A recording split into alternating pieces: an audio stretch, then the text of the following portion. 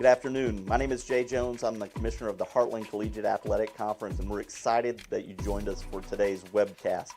We're thrilled to have this relationship with IndianaSRN, and we're excited to show you the game of the week each week, showcasing some of the best small college football around the Midwest.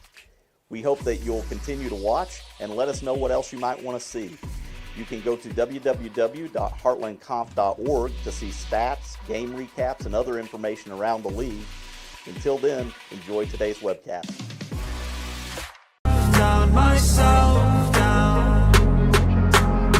Back will do, and Taylor takes the snap, plenty of protection, down the middle, ball caught. Taylor to throw, flushed out of the pocket. Now has running room, and he can also throw it. He's going to run it himself, 30, 35. As James will roll down the field, and the pass intercepted. It was too high. James to throw in the air, down the middle of the field, and up for grabs, picked off. So a big first down play. Here's Beecham Jr. on the right side, finds a hole at the 20, the 15, 10. Flushed out of the pocket. Throws toward the end zone, has a man, ball cut. Back set just to his left. He'll get the call over the right side. Puts his head down. Into the end zone.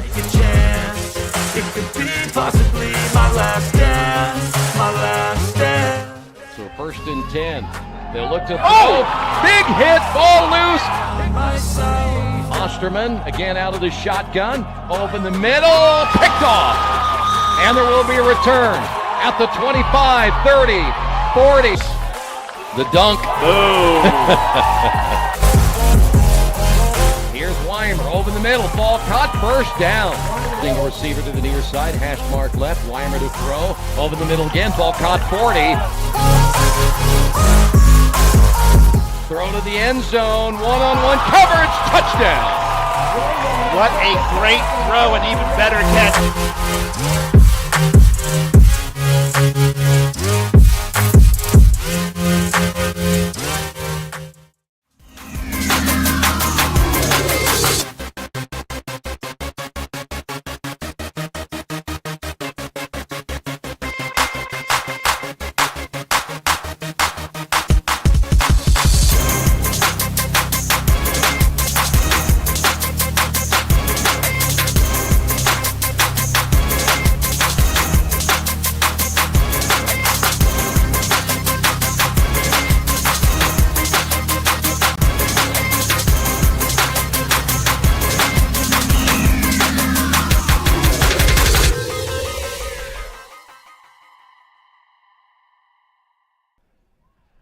Welcome to Hanover College in Hanover, Indiana for this HCAC football contest between the Hanover College Panthers and the visiting number 24th ranked Mount St. Joseph Lions. Both teams come in 3-0 on conference play on the season. We welcome you into Alumni Stadium. Tony Donahue alongside Keith Myers. Hall of Fame day here. Let's take a look at some of our great sponsors. The Morales Group, we appreciate their sponsorship. Bertner Electric here on IndianaSRN HCAC TV. Piper Logistics as well. And Reynolds Farm Equipment.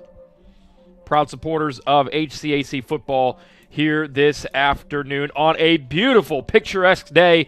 Doesn't feel like late October, Keith. It more so feels like early September with a 69-degree afternoon, Keith. You can't really ask for much more perfect weather on a late October Saturday afternoon for football. It's a great day for football. You got soccer on the other field today. You got football here, and I get to be weatherman. Sunny skies, 69 degrees, winds out of the northwest at 10 miles an hour.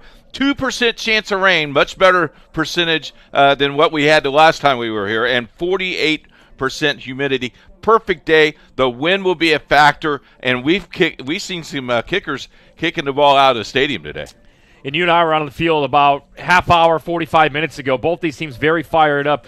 Let's start with Hanover. You got a football team that has been hot over the last couple of weeks. 3 straight victories, or 3-0 in conference play, and you get a ranked opponent coming into your house. How do you manage those emotions on a big day today, knowing you're thinking upset throughout this entire game? I think what you really have to do is it started Monday during your walkthroughs, and you let them know here's who they are, here's who we are. Right now, you're fighting for that first place spot. So it doesn't matter who you're playing. You just want to get a win, and I think the keys here is eliminating turnovers and just do not be intimidated because you have a 24th team in the country.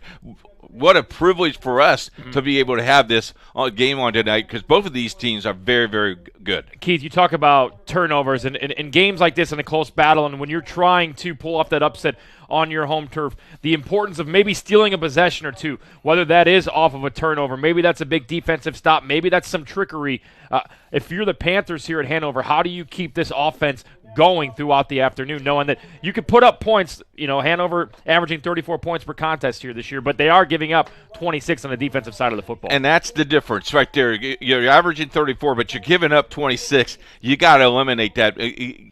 Mount St. Joseph's going to score. It's how many points you're going to allow them to score, and how much time do you get your defense time to rest? As we've seen a lot of games this year where the defense has just stayed on the field and they just get worn out. The defense is the key, getting them off the field. And for Hanover as well, we've seen this college, high school, of the importance of that first drive, right? You want to keep that momentum on your side. Momentum important in high school football, also important here in college football. Talk about that momentum and how it can swing back and forth. You want to keep it on your sideline. Starts with the coin toss. You can determine that from the coin toss, the defer or kick. If you feel lucky with your defense and get them off the field right away, that's an instant motivator. Also, the good old sideline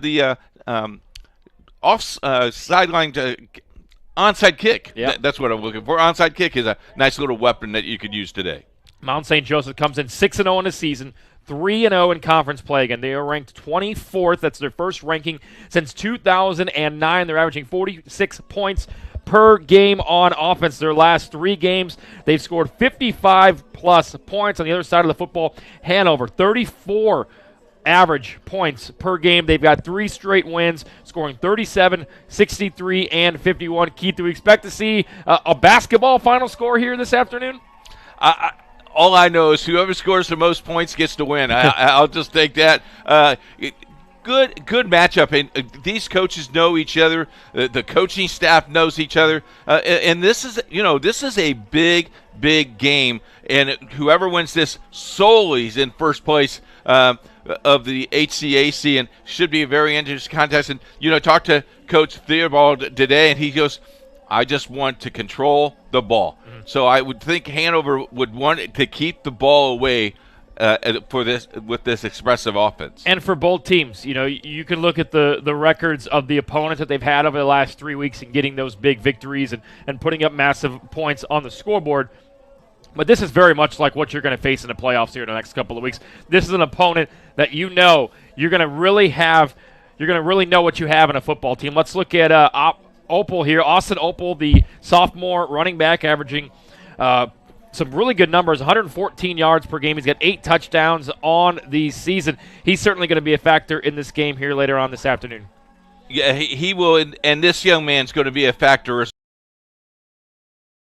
And his stats, very impressive, with 1,583 yards, 73 passing, 13 touchdowns, 7 interceptions. He's in the post side. Yeah, and if you're Weimer, those 7 interceptions, right, you look at that kind of scale and you say, 13-7, you might want to be a little bit higher than that. But you mentioned it, Keith, they're protecting the football and not making those mistakes downfield could be huge, because you really can't afford to give Mount St. Joseph and their high-powered offense more and more time. You got to really control time of possession. Yeah, you're exactly right. And here, let's look at Mount St. Joseph's key players tonight. Yeah, Cornell Beecham is a sophomore, 701 yards, 85 carries. He also has plenty of catches, 22 catches this season for 321 yards and a touchdown catch. He averages 8.3 yards every time he touches the ball. That's good enough for almost a first down every time. And it was the player of the week this week, too. And then Josh Taylor quarterback. This kid can do everything. Hard to get him down. Very strong kid. 17 touchdowns, 5 interceptions. 17 touchdowns on the season, 6 rushing touchdowns on the season for Taylor, 43 career passing yards. We'll be back right after this with the kickoff from Hanover College. You're listening and watching HCAC football powered by IndianaSRN. Hey folks, good to be with you for tonight's game. My name is Andy Simpson, and I'm a licensed IHSAA football official, and welcome to Friday Night Football powered by IndianaSRN. On behalf of the 340 football officials, the IHSAA, the crew here at IndianaSRN, we hope you enjoyed tonight's game, and more important, don't forget to subscribe to the IndianaSRN YouTube page. As you're watching tonight's contest, I'm going to show you a few of our signals that will help you better understand the information we are trying to convey. Touchdown, safety, first down, holding or illegal use of hands, encroachment, or offsides commonly known, false start or illegal formation on the offense, or a free kick, scrimmage violation, face mask, intentional grounding, roughing the passer, clipping, illegal shift, illegal motion, illegal block, pass interference by the offense or the defense, delay of game, and the one signal we dislike and you as fans don't like seeing, unsporting. We'd like to thank everyone for tuning in tonight and following us on IndianaSRN. You can also tune in to the Football Weekly Show and Coach's Show every Saturday morning at 8 a.m. on IndianaSRN.org. Finally, if you've ever thought about becoming an IHSAA official,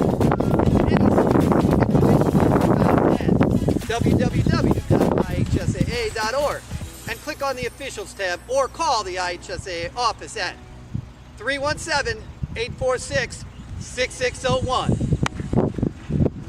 Now, sit back and enjoy the game.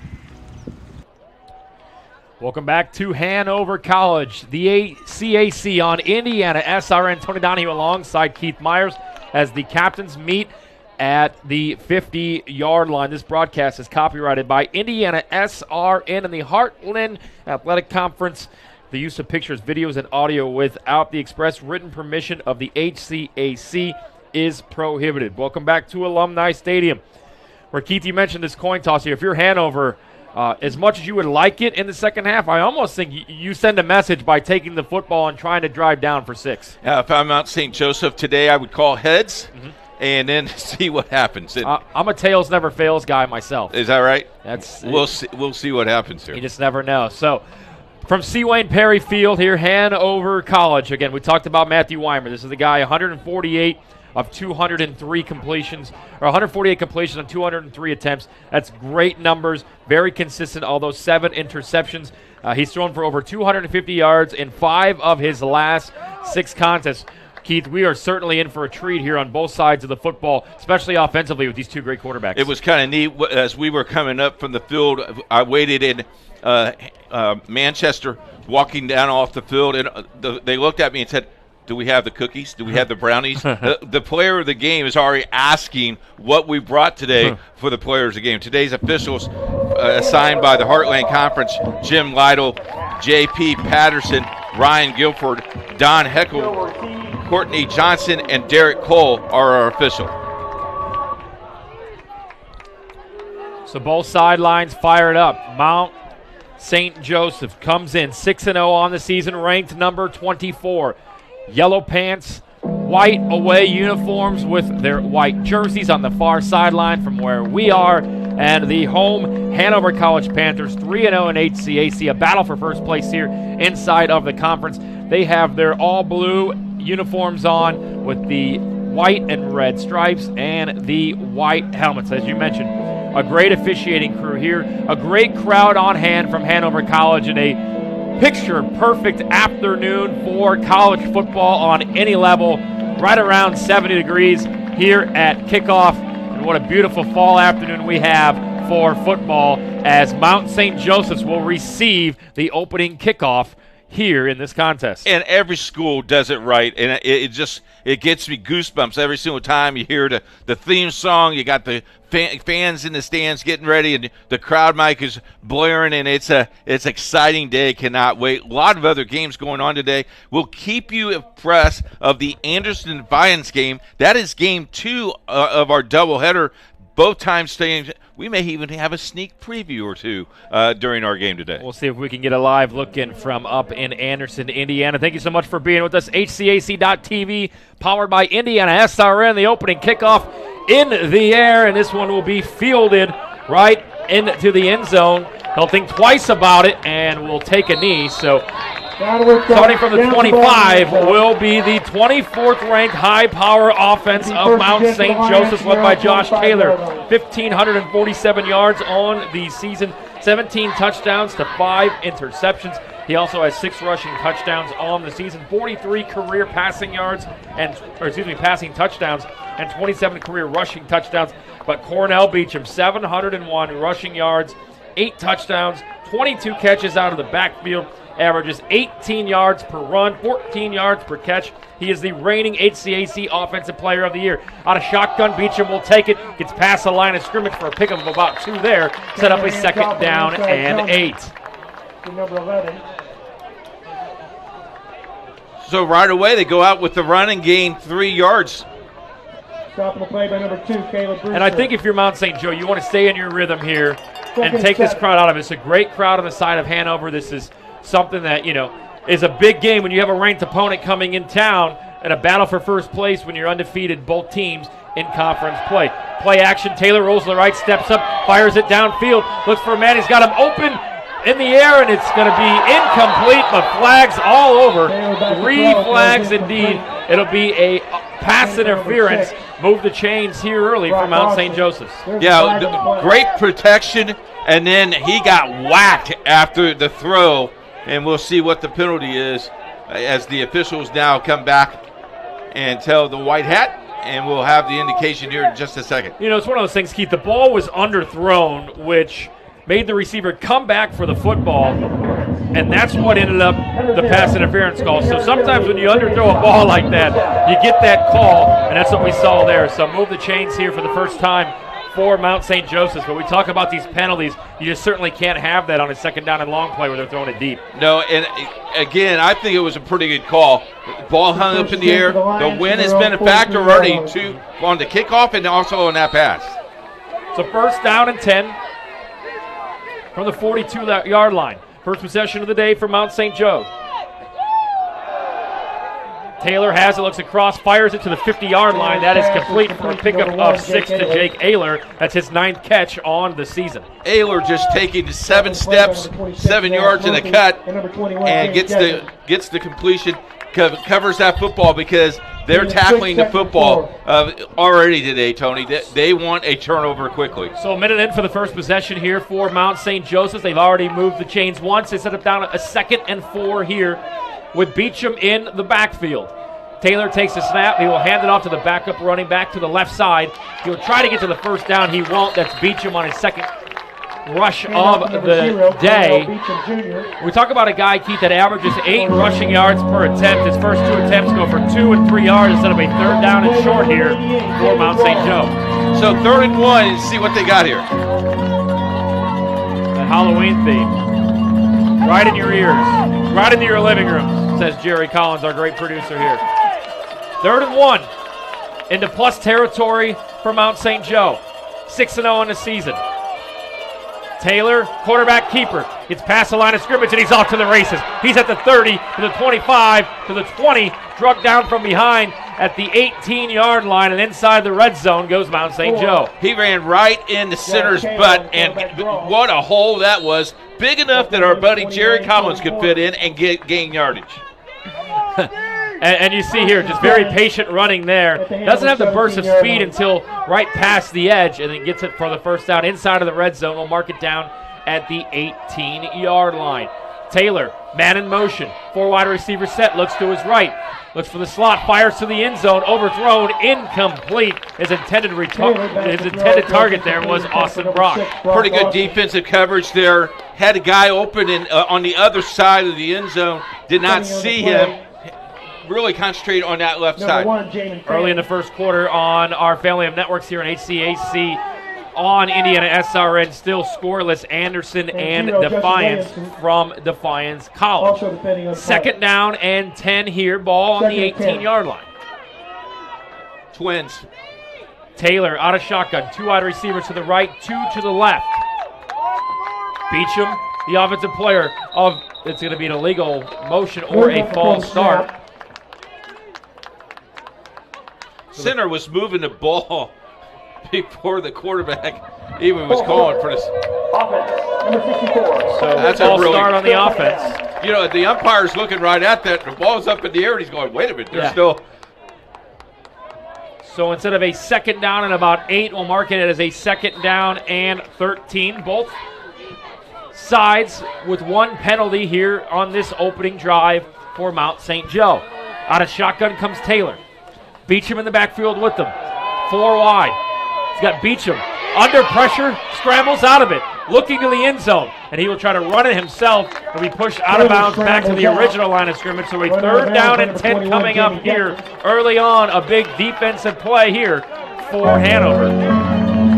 Just third and long.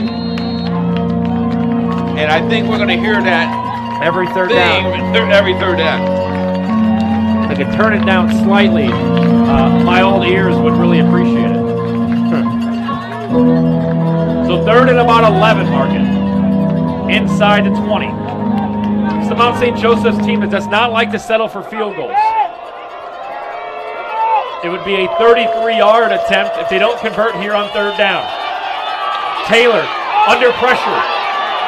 Rolls to the right, now to the left, comes back to his right, under pressure. He's got Beecham in the middle of the field, doesn't see him. He's going to run it himself to the 15, pushed out of bounds at the 13-yard line, short of the first down by about 3 yards. We'll see what they try to do here on fourth down, and it looks like the kicking unit will come in. Well, I tell you what, right there, the defense hold tight, stayed home, and you're right, he had Beecham wide open, and just when you're running for your life, Tony, it's kind of hard to see people. So a great stand there by Hanover College's defense on a jailbreak-type play that Josh Taylor tried to keep alive. Rushes it for 7 yards. It'll be short. That'll set up a 28-yard field goal on the opening possession for Mount St. Joe. Snap is low. Kick is blocked. It is blocked by Hanover. And it's picked up at about the 18-yard line at a huge defensive special teams block there, and the momentum shifts back to Hanover College. With 11:22 remaining here in the first quarter, we are scoreless. You're watching HCAC TV, powered by IndianaSRN. At Morales Group Staffing, we are all about building better futures. And during these times, we are working hard to put people to work. We are now hiring for hundreds of jobs with pay up to $17 an hour. Visit our website at moralesgroup.net or text JOBS, JOBS, to 317-472-7600 to apply now and get hired today.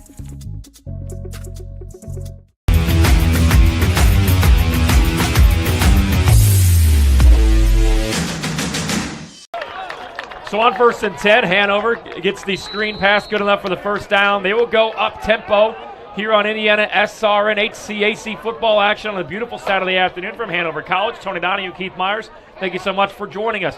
Another screen pass caught in the backfield of the 30, the 35 to the 40-yard line. That'll set up a second down and 2 coming up here. Nice little pitch and catch there, good enough for 8 yards. 2 little dinks, Tony. 2 little dinks. There's the blocked field goal. He wanted to pick that up and run, but lost the football. But 2 little dinks gained him 22 yards already. So here's a quick run up the gut, good enough for a first down. Move the chains here for the second time on the opening offensive possession for Hanover College. Archinople on the carry behind the block by Jacob Dawes. Picks up the first down. Let's take a look at the starting lineup here on the offensive side of the football for Hanover College. Weimer has it. He will hand it off. Blocking ahead to the 45, to the 50, and into plus territory for the first time goes Hanover College on the Austin Opal run. defensive here. How the Lions will line up here with Austin Price, Mason Owens, and Jack Tucker, some of the names that we'll be calling here this afternoon. So 2nd and 1. Quick pitch here to the right side. Good enough for the first down and more. We do have a flag down. Cut back to the 20, 10, 5, and into the end zone for a touchdown. But there are flags right back at the line of scrimmage. So a nice run there by Jalen Peck, but it looks like it'll be all for naught as this one will be coming back. I think they're going to catch the hold on the tight end. He sealed the play, but I think he grabbed some skin too. So we'll see the call here from our great officiating crew.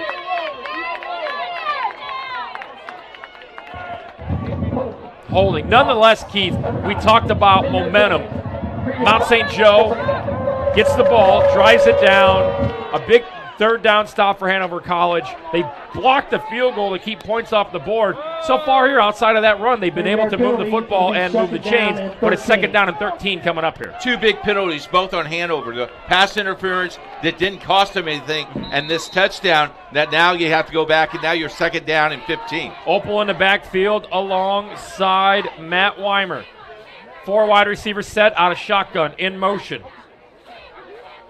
Bad snap to the right, under pressure. Fires it across the middle. Wide open target, caught at the 45 and tackled to about the 49-yard line. Nice little pitch and catch there on 2nd down and long to pick up positive yardage. Michael Gordon. Gordon with the completion. Tackled by 15, right. Be 3rd down and 5. So 3rd and 5 coming up here. Gordon will check out after making the catch. I think you go right back to the screen pass here. The tight end, VJ Anthony, in the backfield as well. He goes in motion. He's not covered. Weimer out of shotgun. Another bad snap, under pressure, fires. Looking Got for him. Anthony. He's got him. Oh, and he let him out to dry, and he gets absolutely drilled. Incomplete on 3rd down and long. That'll set up a 4th down. VJ Anthony, the intended target, was hit hard right in the chops, and he is still down. Coach Theobald is asking about the dreaded targeting foul, but no call there. He got drilled hard. And it looked like the timing was correct. It didn't look like it was early. It didn't look like it was any sort of pass interference. But a missed opportunity nonetheless here by Hanover College. Quickly, the trainers go out and take care of him. He's a tough guy. He's a big boy. He's probably more so upset, Keith, that he dropped the didn't ball. make the completion. Yep. So Hanover College will punt for the first time. Confirmation for Hanover. Eric Roadbush, we've seen him boot some 60-yarders here from about this exact point of the field, and we'll see if he can pin Mount St. Joe's deep. Here's the snap. It is a sky-high punt that'll land at about the 15-yard line. Mark it at the 13, and that's where Mount St. Joseph's will take over on their 2nd possession here of the first quarter. So back and forth, both defenses coming up with big stops, Keith. And I noticed earlier today you were with the punter, so you must have gave him some tips. You know, I do have a very, very strong appreciation for kickers in the sport of football. That was my only hope to ever play football, but I could never do it on this level, that's for sure. So nice punt there to pin them deep inside of their own 20. They will mark it officially at the 12-yard line. 1st down and 10 for Mount St. Joe. Taylor out of shotgun, hands it off to Beecham, cuts back to the left, makes one man miss in the backfield, stiff arms another, tries to get back to the line of scrimmage. It'll be a loss of 1, so a great defensive push there again. Hanover College here early in this first quarter doing a great job of keeping Cornell Beecham, the offensive player of the week, in a box and keeping him from getting downfield. And I tell you what, if you are a college player and you are watching today, go to the weight room. You can see right there, very evident, both of those young men have attended that weight room very, very much. Well, that's why I didn't play football, because the weight room was my enemy. Gotcha. 2nd and 11. 4 wide receivers set here. Beecham back in the backfield. If there was Snickers bars, I was in there. Yep. Taylor rolls out to his right. Looks. Nobody open. Under pressure. And he fumbles the football. And it looks like Hanover has it. Hanover has the fumble recovery. Hanover with Adrian Martinez on the pursuit and picks it up, and Hanover College will take over at their own at the 8-yard line. Let's take a replay here. The rollout and the pursuit. There's the initial hit. Ball is on the turf. And sorry, it's Austin Womack, the sophomore from Dayton, with the recovery. And another massive play here in the first turnover of the game sets up Hanover College at the 11-yard line. Here comes the turnover bucket. There it is. The best turnover bucket I've ever seen in college football right there. I like it. It's better than a chain, or it's better than a whatever belt. else we've seen. Weimer to the left side, hands it off to Austin Opel. Pick up about 1. Picks up a couple of yards. Second down and goal from inside the 10-yard line. So we talked about momentum, Keith. We talked about having those big plays, stealing some possessions and turnovers. You steal a possession by blocking the field goal early in the first quarter, come back with a fumble here, but you've got to punch it in for 6. Yeah, and this is 4-down territory for real. Weimer out of shotgun. Tight end Anthony back in the game. He goes to the block. Here's a fade route to the left side, and Weimer overthrows his intended target. Incomplete. He was looking for Stephen Livers there. 3rd down and goal coming up here. Like you mentioned, 4-down territory. And I really think Weimer might have been able to run the ball in the end zone. No one was even near him. So the speedster Jalen Peck checks back in. They will go 4 wide.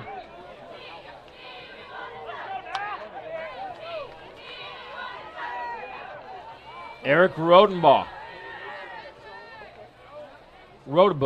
to the left. They'll look for him. Into the air, caught, touchdown. See if they marked them in officially. They did. Pitch and catch there. Weimer finds Rodenbush for the touchdown. And 6-0 off the turnover. Hanover College strikes first. Rodenbush on the reception for the touchdown. Exactly what you needed off the turnover. So all the momentum now shifting back to Hanover College here as the extra point is down and through. 7-0. Hanover College leads this one early over Mount St. Joe. My name is Brittany. A little thing I love about the Egg White Grill is the toasty English muffin. It's toasted perfectly. It's just a little crispy, but not like hard crispy, but just crispy enough that when you bite into it, everything is perfect. My name is Curtis, and I love the Egg White Grill because the egg itself, it's like soft and fluffy, like a pillow. I wouldn't eat my pillow, but I'd eat the Chick-fil-A breakfast egg white sandwich for sure. They say nice guys don't finish first. So maybe it's time to reconsider what it means to be first. It's about being your best, but knowing you could be even better. It's being present, but respectful of history. You sure you want to make that move? It's donating something more valuable than money. It's believing in yourself and something bigger. It's coming from different families, but treating each other like brothers. It's not just being a man, it's being a Mason. The Hanover College faithful come to their feet as they strike first against the 24th ranked Mount St. Joseph Lions. 7-0. It's been a blocked field goal and then a fumble that led to the first scoring of the afternoon. A 2-yard touchdown completion to Rodenbush to start the scoring here for Hanover Central with 7:37 remaining in the first quarter. After the kickoff, we'll take a look back at that touchdown strike. But Keith, all the momentum right now on the home side of the football field. And you got to be excited for the home team. And a touchback. So from the 25-yard line is where Mount St. Joe will start their third offensive possession here early in the first quarter. Let's take a look back at it. One-on-one coverage. All you got to do is clear your man out and go up and get it. Touchdown. He went up and got it. The cool thing is he secured it with both hands because they were swatting at the ball. Going to be 1st and 10 for the Lions. So the high-powered offense of Mount St. Joe ranked 24th in the country, 55-plus points per contest. They will take over for their third possession here in the first quarter. It's been great defense so far for Hanover College, getting stops when needed. A blocked field goal and a turnover. Beecham takes the handoff, and he breaks out of one tackle. It'll be a hold on the play. This one will come back. But so far here early in the first quarter, halfway through, Keith, Hanover College doing a great job of keeping Beecham at bay. Can I use a basketball term? Sure. They're playing a boxing one on him. 4 or 5 guys are looking just for him, and man, they are just developing a wall against him. Good call by the official on this outside, calling for the hold. 6 carries for 3 yards here in the first quarter for Cornell Beecham. 701 yards on the season. He is the HCAC Offensive Player of the Week. He averages 200 all-purpose yards per game. That is tops in the country. And a penalty there to set up a first down and 20 for Mount St. Joe. Taylor out of shotgun, 4 wide receiver set. Looks to his left, steps up in the pocket, fires it, and he will bounce it to his intended target. Incomplete. Second down and 20. Might have heard some footsteps there, Tony, because I tell you that the defensive line is putting some pressure on the quarterback. Incomplete. Second and long. So 2nd and 20 coming up. Mount St. Joseph's drove the football all the way inside of the 20-yard line on their first possession. Field goal was blocked. Their last possession ended in a strip sack in which Hanover College punched it in. See if they pick up the blitz here. 2nd and 20. Taylor looks, pump fakes, tries to flip it forward. He will to Beecham. Beecham catches it at the 25, gets 5 more yards after the catch. Back to the original line of scrimmage on the pickup of 10. 3rd down and 10 coming up here for the Lions of Mount St. Joe. That's a great play by Beecham. Beecham surprised here. Watch this. On his feet, grabbed it with one hand, and it gains about 6 yards. Nice little juke move there to get open for a pickup of 10. Back to the original line of scrimmage at the 25-yard line after the touchback. So Taylor out of shotgun with Beecham in the backfield with them. 2 wide to the right, 2 to the left. 3-step drop. Taylor thinks twice about it. He will tuck it and run. He's looking for Beecham, fires it wide open at the 40. It's complete to the 50 and tackled from behind. Good enough for a first down. Pitch and catch there. It was complete to number 8, Pollard. And Caden Pollard, the sophomore, with his first catch of the afternoon, and it goes for a first down. And that ball was like a jailbreak, and all of a sudden, Pollard's wide open, yelling for the ball. 1st and 10. Nice delivery. So 1st and 10 into Hanover College territory. We'll mark it at the 44-yard line. 4 wide receiver set, Beecham in the backfield. Quick pitch to the right, caught at the 40, makes one man miss. Tries to break out of another tackle, a pickup of 6 there. Pitch and catch goes for 6 yards to Brock Austin. How about Austin? A great move, and almost broke it away. So Mount St. Joe's offense here early. Okay, you're not going to give us anything with Beecham. We're going to try to beat you through the air, and so far, Josh Taylor has been finding receivers to keep those chains moving. Good shot of the sidelines of Mount Joseph. Out of shotgun. Beecham takes the carry. Tries to get past the line of scrimmage. Does. He'll pick up 1 yard. And it looks like it'll be right at the line of game for the first down. And it will be enough to move the chains. Despite the fact they move the chains there, that's his 7th carry, only for 5 yards here. So far, Hanover College defense doing a great job of keeping the reigning offensive player of the week in check. 4 wide receiver set here for Josh Taylor. Beecham in the backfield. Quarterback keeper the entire way. Beecham blocks for him, gets past the 30-yard line. Pickup of 5. 2nd and 5 coming up there on the quarterback keeper. Stop of the play by 99, Noah Caswell. I think that ball was a second guess, maybe. Yeah, and when you got a quarterback like Beecham who can run, or a running back who can run, and a quarterback who can also run in Taylor, look for guys out there as well. Amar Porter here. You should take a look at the starting lineup. But the big guys up front, starting with Sammy Smith on the offensive line for the Lions. 2nd down and 5. In motion. It's a pass the entire way. Taylor flings it, caught, gain of 4, 3rd down and 1. Jake Ayler on the completion. Number 1, Jake Ayler. I guarantee you they're going to go for this on 4th down. So 3rd and 1. Beecham will check back into the game. As he got a breather there. Mariano McKenzie checked in. Here's your defense for Hanover College, led by David Wall and Nash Murphy. Jay Fanning, the cornerback as well. As the crowd comes to their feet. 3rd and short. And we have a timeout on the defensive side of the football for Hanover.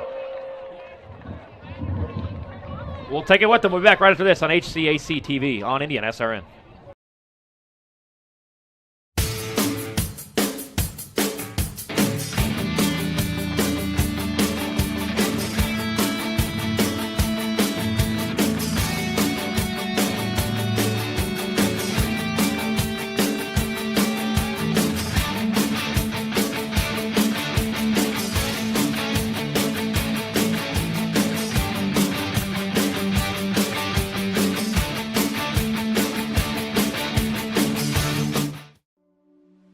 Can't get to a computer? Then we've got you covered. Just go to the IndianaSRN app and stay up to date with all of your favorite teams. You can watch live coverage or relive the experience with our on-demand service.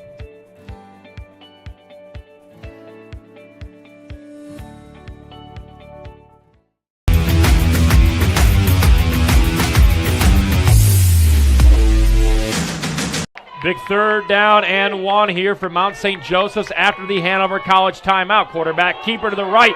Taylor tries to get back to the line of scrimmage. He will be pushed back. Let's see where they mark forward progress. They'll mark it at the 25-yard line, which will be about a half of a yard short. So 4th down and 1 here. Pretty much the exact same spot, Keith, early in the first quarter where they lost. The field goal was blocked. I think you go for it here and you hand it off to your best player. That would be Beecham, the reigning HCAC Offensive Player of the Week. That ball was, the running back looked like a magnet. Everybody draw to him. Pretty good spot he got, right back to the line of scrimmage. So 1 yard to gain for the 1st down. 4th and 1. Taylor alone in the backfield. He's got a blocker to the left. He'll wait patiently to the left. Beecham comes in, lays a block, and it's good enough for a 1st down, a pickup of 8 to move the chains. Give some credit there to Beecham, who came in with the block to break him forward, enough for the 1st down. And Beecham was intended to be in that spot, that slot position. They ran right over it. So 1st and 10, inside the red zone. Mark it at the 18-yard line. The second time inside of the red zone for Mount St.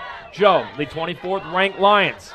Trailing 7-0, 2:50 remaining here in the first quarter.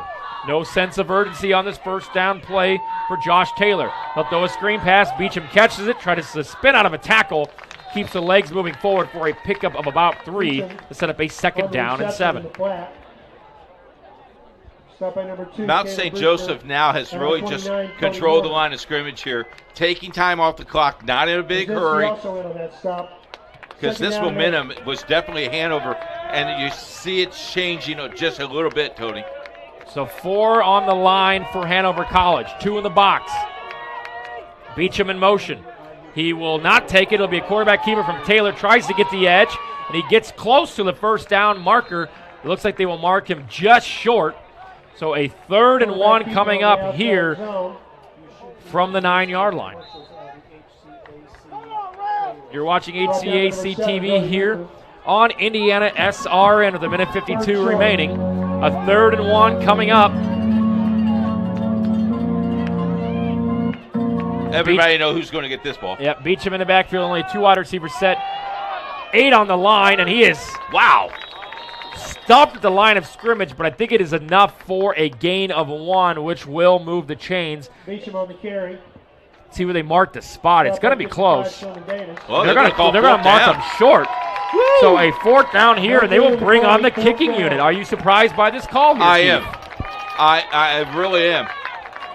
Watch the hut to draw him offside. Yep. Let's see if they can get him to move.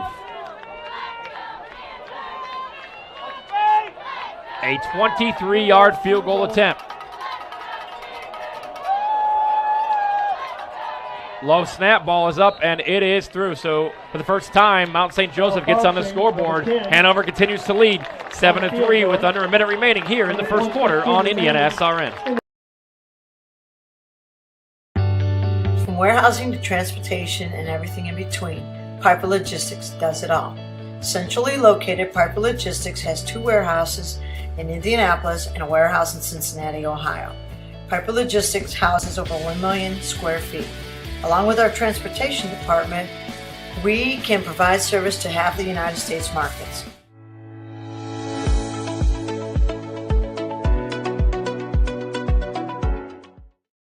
We encourage you to subscribe to our YouTube channel, IndianaSRN. Hit the bell to get notifications for upcoming games and more. Watch as many games as you want, as many times as you want.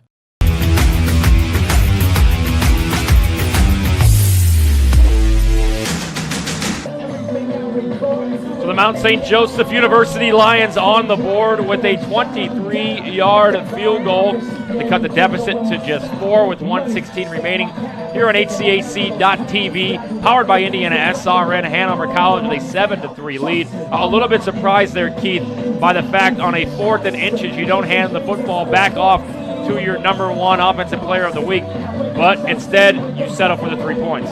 I think maybe you just wanted to get some points and get some momentum going on your sideline. So a 23-yard field goal with 1:16 remaining in the first quarter makes it 7-3. The Mount will kick off. It's a short kick fielded at the 8-yard line. Bobbled. Be picked up at the bobble again, hit, and out of bounds it goes. So he never really picked up full possession of that kick. Bobbles it, and it goes out of bounds. So Cameron Madison on the scoop. It's out of bounds. And he just never really got full possession of this football as he tried to run with it. Eyes lit up a little bit, so they'll start from the 15-yard line. Nick Stevenson on a brutal hit. Fortunately, that ball went out of bounds. So Hanover College leading by 4. Shotgun snap. Handoff goes to Opal. Makes 2 guys miss, lowers his shoulder, and picks up 9 yards. Nice block on the play by Hobbs and Woodward. 2nd and short. Under a minute we go in the first quarter. Here on IndianaSRN, don't forget to like, follow us, subscribe on YouTube, Twitter, and Facebook. Download our app inside of the App Store. Out of shotgun. Weimer looks, dumps it off. Opal has it, gets it to the 30-yard line. Good enough for a first down. Opal takes Weimer's pass. I'm impressed with the offense here of Hanover throwing the Good ball for as Hanover much as first they down. are here. Stop on the play by number 3 starts. The quick tempo has worked. Took advantage of a short field. 7 points off turnovers for Hanover Hanover College. That's why they lead 7-3. Weimer out of shotgun. Quick screen, complete. Gets back to about the 30-yard line for a pickup of 2, and that's where we will see the first quarter come to a close. So a great defensive stance by Hanover College, a blocked field goal, and a turnover on a strip sack. We'll see if they try to get one play in here before the end of the quarter. They will not. At the end of the first quarter, Hanover College holds on to a 7-3 advantage here on HCAC TV, powered by IndianaSRN.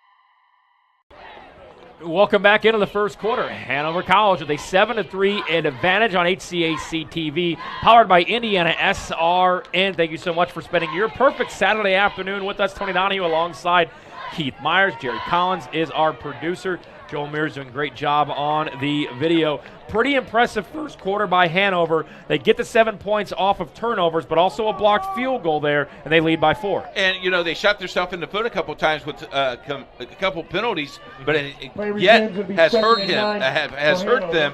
So we'll see. And I think they'll want to control the line of scrimmage here, run some clock, keep Mount St. Joseph off the field offensively.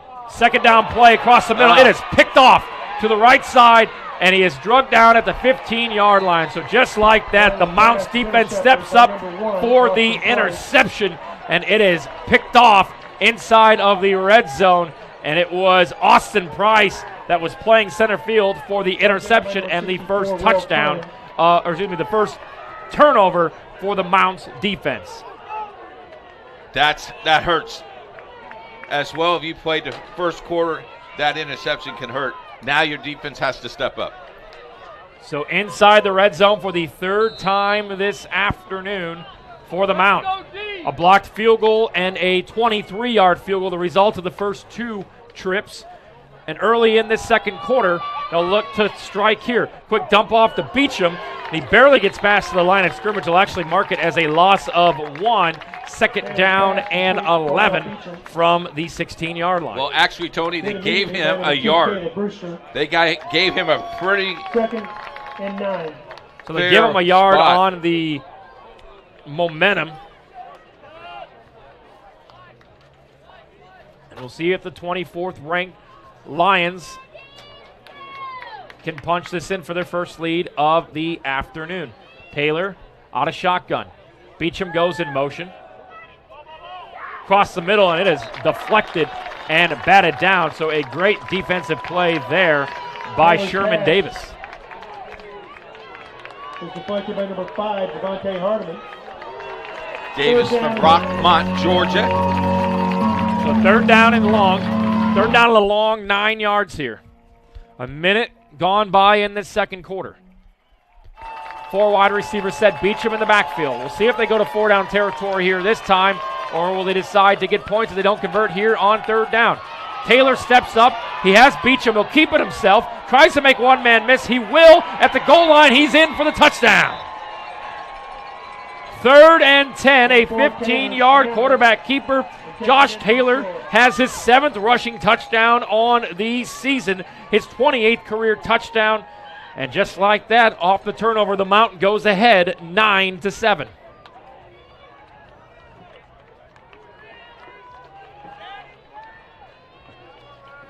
Going for 1 for the extra point. This is an important point right here. Yep. Here's the snap, ball down, kick up, and it is good. And just like that, the Mount back on top. They lead 10-7 here on HCAC TV on IndianaSRN.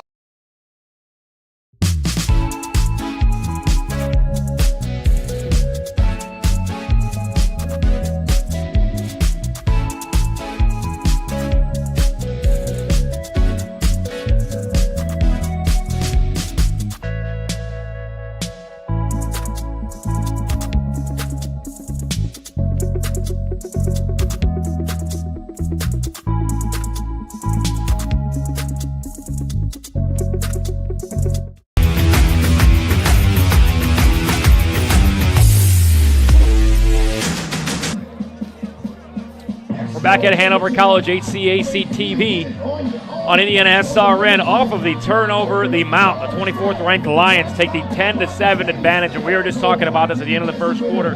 Hanover College had plenty of momentum. Defense is looking good. Offense was on the field. And just like that, an interception, and the Mount will make you pay. Yeah, and they definitely made you play. And if you like football, HCA football, don't forget we got volleyball for you tomorrow as Anderson University taking on Transylvania in volleyball. 1 o'clock start right here on HCAC TV. Transylvania University in Lexington, Kentucky. You visited last week. I did go down, went to Marshall, went to West Virginia, and said, let's just go ahead and stop in Lexington to see Rupp Arena. and learn that Transylvania University is right next door. So here's the kickoff as the 24th ranked Lions go ahead 10-7 here at Hanover. Kick will be fielded right inside the goal line and out of bounds. So just like that, Hanover will take over from the 25 trailing for the first time in this ballgame.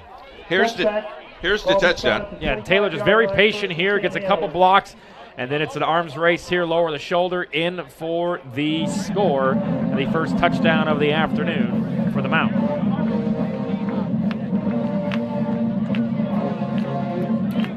Some awesome high school football action last night across our networks of IndianaSRN, and we'll have plenty of action 6 days from tonight. Friday night as sectional football action continues to heat up. 4 games coming up on Friday, so be sure to follow us on Twitter for that schedule. Opal takes the snap himself and gets it to about the 35-yard line. Picks up about 4. Defensive battle at Anderson. A sneak peek here. Scores 0-0.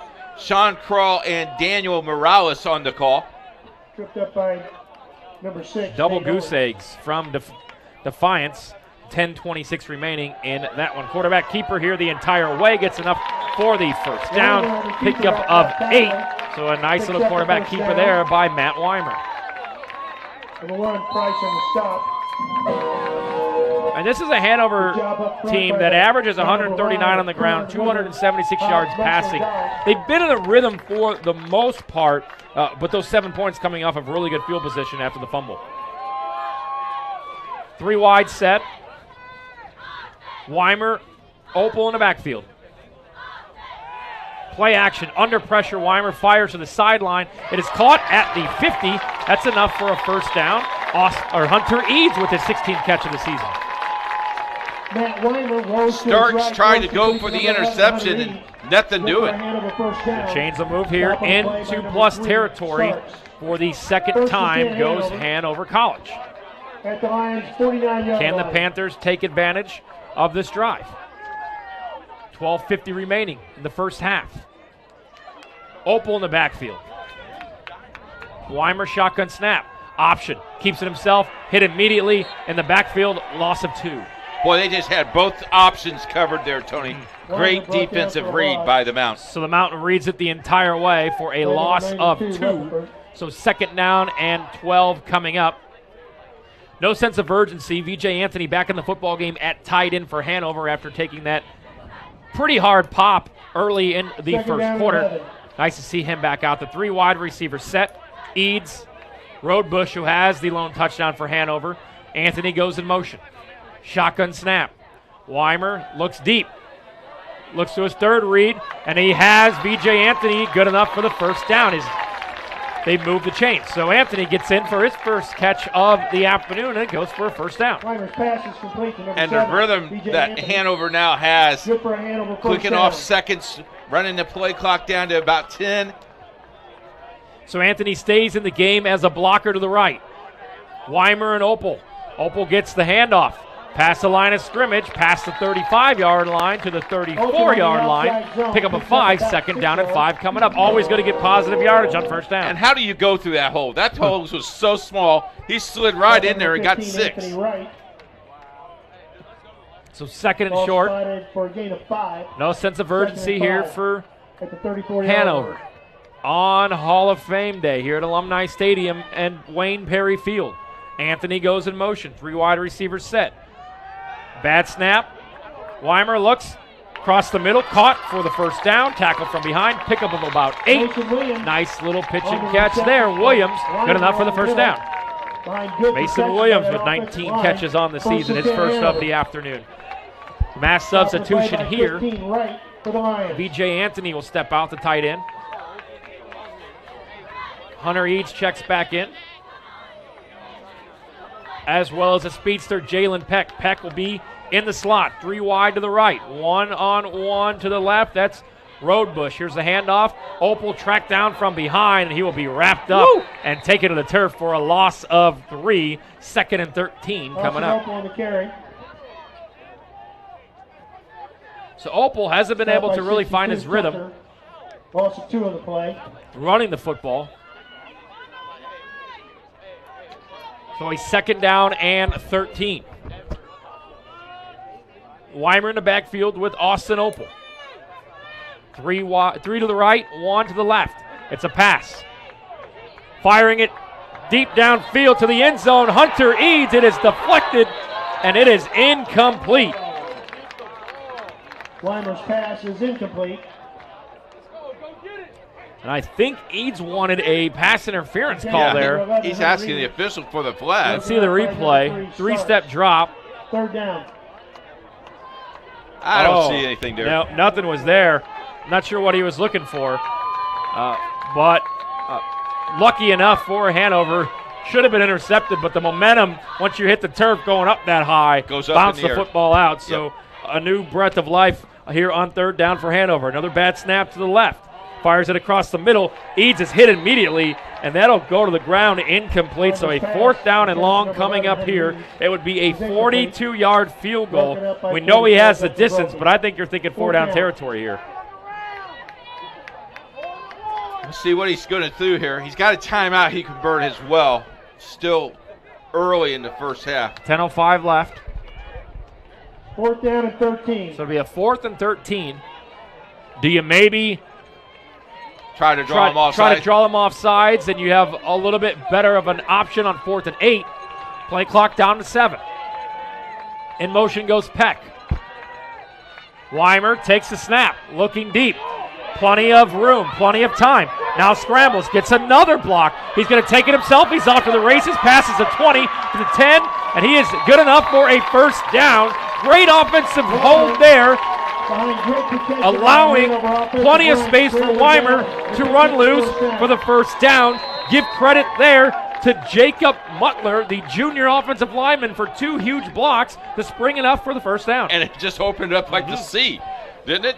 Holy smokes. So great patience there by Matthew Weimer to not force it downfield, to keep the football look ahead and get it inside of the red zone. Got a nice little speed, too. To the 14-yard line. Opel will take the handoff. He's met in the backfield and barely gets back to the line of scrimmage. And it'll set up a second down and 10 from the 14-yard line. They have picked up his number since early in the game. So both teams having success with the passing game and the quarterback keepers. As we know, the Mount has a 12-yard touchdown run from their quarterback, Josh Taylor, and a big 17-yard run there by Matt Weimer on 4th down to keep this possession alive for the Panthers of Hanover College. Both teams 3-0 in conference play. Handoff to Opel, tries to get the edge. Anthony blocks in front of him. He will. He gets down to the first down marker. Looks like he'll be stopped short, so it's 3rd and 1 coming up here. Down close to first down. So nice block by VJ Anthony. Yeah, that set up that play very successful. 3rd and 1? Yep, so Williams will check out, as will Nate Reynolds. In comes Stephen Livers. He's in the slot. One-on-one coverage. Road Bush to the right. He already has a touchdown. VJ Anthony lined up to the left. He will block for Opel, who tries to get the edge, cuts back, and he is stuffed right at the line of scrimmage. So a 4th down and 1 coming up here. Put that coach hat on there, Keith. Tell me what you're doing here on 4th and short inside of the 5. Get my quarterback under center and everybody pushing. Fourth down. They can get the big tight end VJ Anthony in there to give him a push moving forward. 7:49 remaining in the first half. Play clock at 20. The Mount, 10 straight points here. And the 24th ranked Lions trying to hold on to this lead, 10-7. 4th and 1 out of shotgun comes Weimer. He'll hand it off. No, he'll keep it on the run. He's got plenty of room. Quarterback keeper to the right side, and Weimer is in for the 5-yard touchdown run. And Hanover College back on top, 13-10.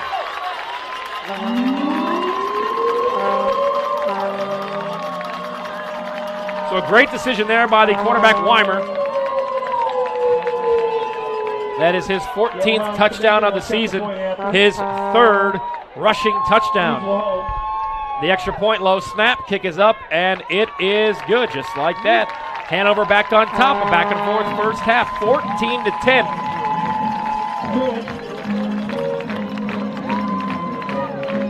So let's take a look at the other game in the HCAC going on IndianaSRN as Defiance and Anderson look to break out of this, score the slump 0-0 with 7:05 remaining in the first half. Sean Kroll and Daniel Morales on the call.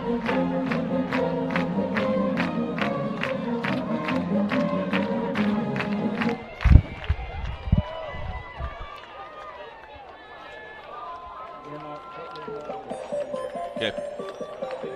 Woo!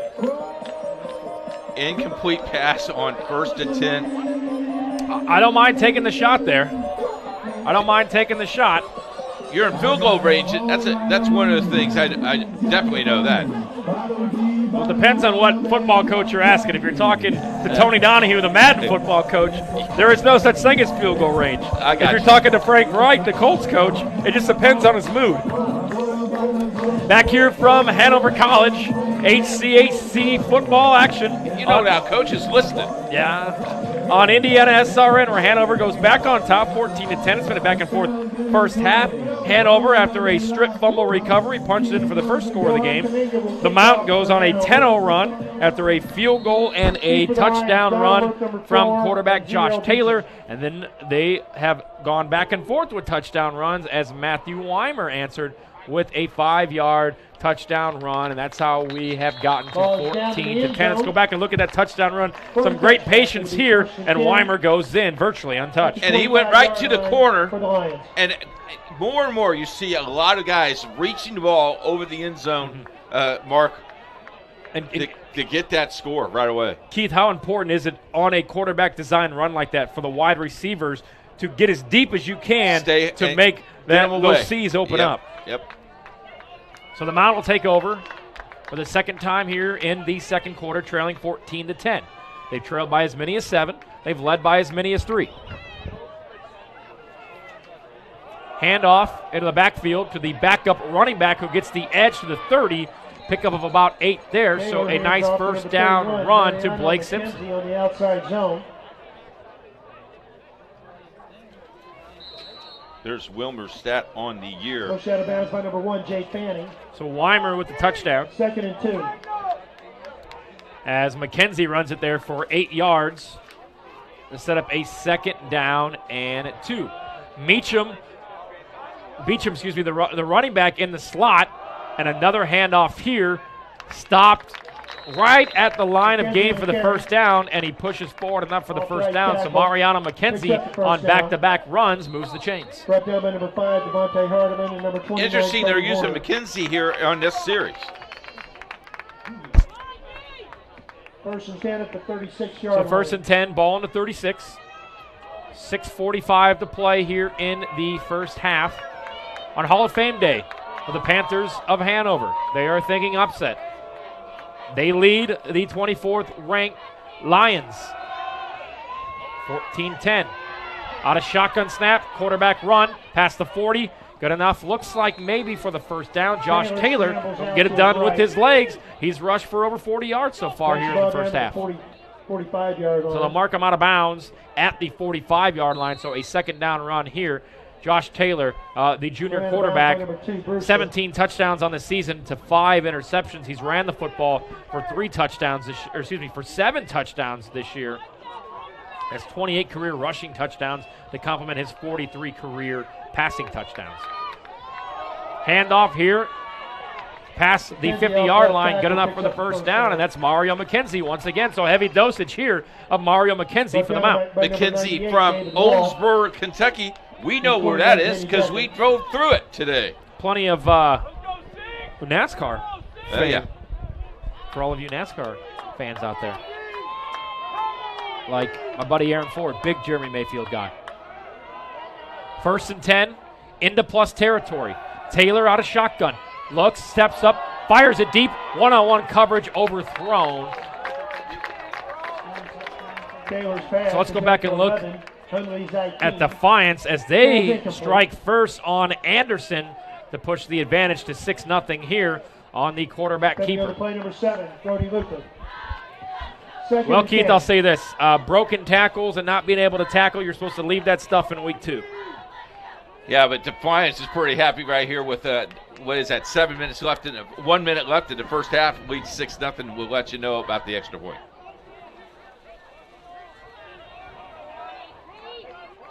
So 2nd and 10. Taylor out of the gun. McKenzie goes in motion. Quick strike, caught at the 45. Breaks out of one tackle, and it's pushed back to about the 43-yard line. So a pitch and catch there. Goes for a pickup of about 3. It's Joey Newton with his first catch of the afternoon. Pass is complete to number 2, Joey Newton. You guys think Halloween's next week? Yeah, I think so. Extra point was good for Defiance. They leave with 1 minute to play in the first half, 7-0. Well, Keith, if we come back here next month and they're playing Christmas music, what's the scary Christmas song they'll play on 3rd down? Santa Claus coming to town? I have no idea. I think It's Cold Outside. Baby, It's Cold Outside? Is a weird song. Pressure up the gut on 3rd down. Quick strike to the 40-yard line is caught by Austin Brock, and it looks like he'll be just short of the first down to gain. 4th down and 1 coming up here. We'll see what they decide to do from the 40-yard line. They will go for it. It'll be a 5-wide set. Look for Beecham here on maybe the comeback pitch route. And they got on the jump. And they'll see how they call it. This will be a tough decision here. This could be a false start. I think it will be. Nope. Offside. So the defense jumps first. So on 4th and 1, the hard count pushes them offsides. Move the chains here for the Mount. Side gate. The scoreboard into the stadium. Please assemble at that side gate. Thank you. It's not you or me, Keith. We're not going into the Hall of Fame here at Hanover College. No, we're not. Maybe I could go into the Willow Creek Middle School Hall of Fame for my 7th grade basketball campaign, where I missed way more shots than what I made. 1st and 10, Beecham with the carry. They've kind of gone away from him here in the second quarter, and that's kudos to Hanover College's defense, who's done a great job of keeping him at check. I like his number. Stopping the play by number 2, Caleb Bruce. 0? Yeah. Well, he is the HCAC Offensive Player of the Week, 200 all-purpose yards average, and he really, I don't think, has more than 15 yards in this contest as he picks up 3 there for a 2nd down and 7. Beecham stays in the backfield. 4 wide receivers set. It's Jake Ayler in the slot. Beecham goes out. He'll look for the screen pass. Ayler catches it at the 25, and it is good. Looks like for a 1st down. It will be. Move the chains again here for the Mount with 3:27 to go in the first half. Number 21, Deckard on the stop for the Panthers. Both teams, Keith, impressive to answer the opposition. Yeah. It was 10 unanswered after Hanover went up 7-0. And we look back at this 1st down catch with great answers on both ends for the offenses for both teams. And both offenses running the clock, using the clock to their advantage. Beecham in the backfield with Taylor. Taylor, quarterback keeper the entire way, tries to get pushed back, and he gets about 2 yards there. So a 2nd down and 8 coming up here. No sense of urgency here. You don't want to give the football back to Hanover with too much time on the clock as we dip under 3 minutes here in the first half.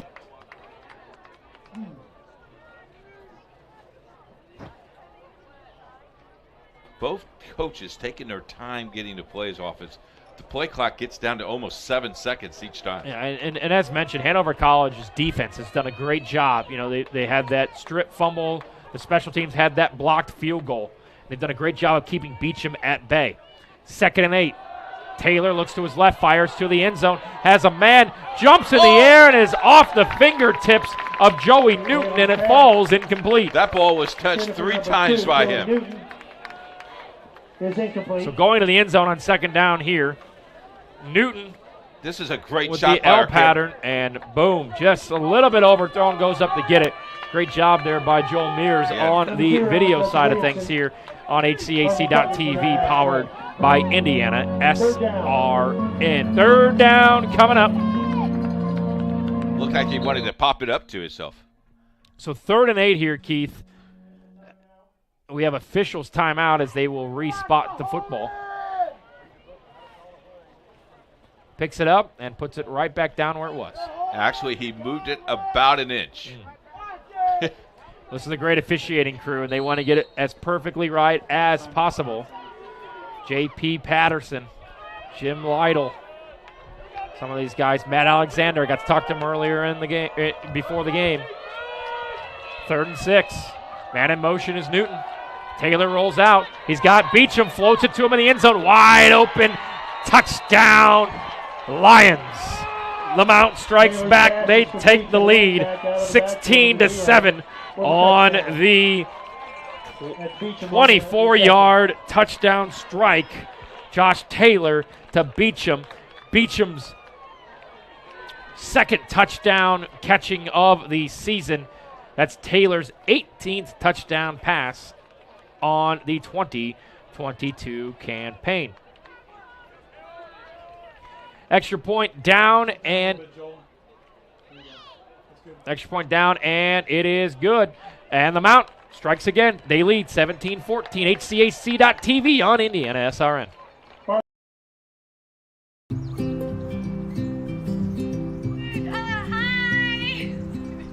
You're good at making big announcements.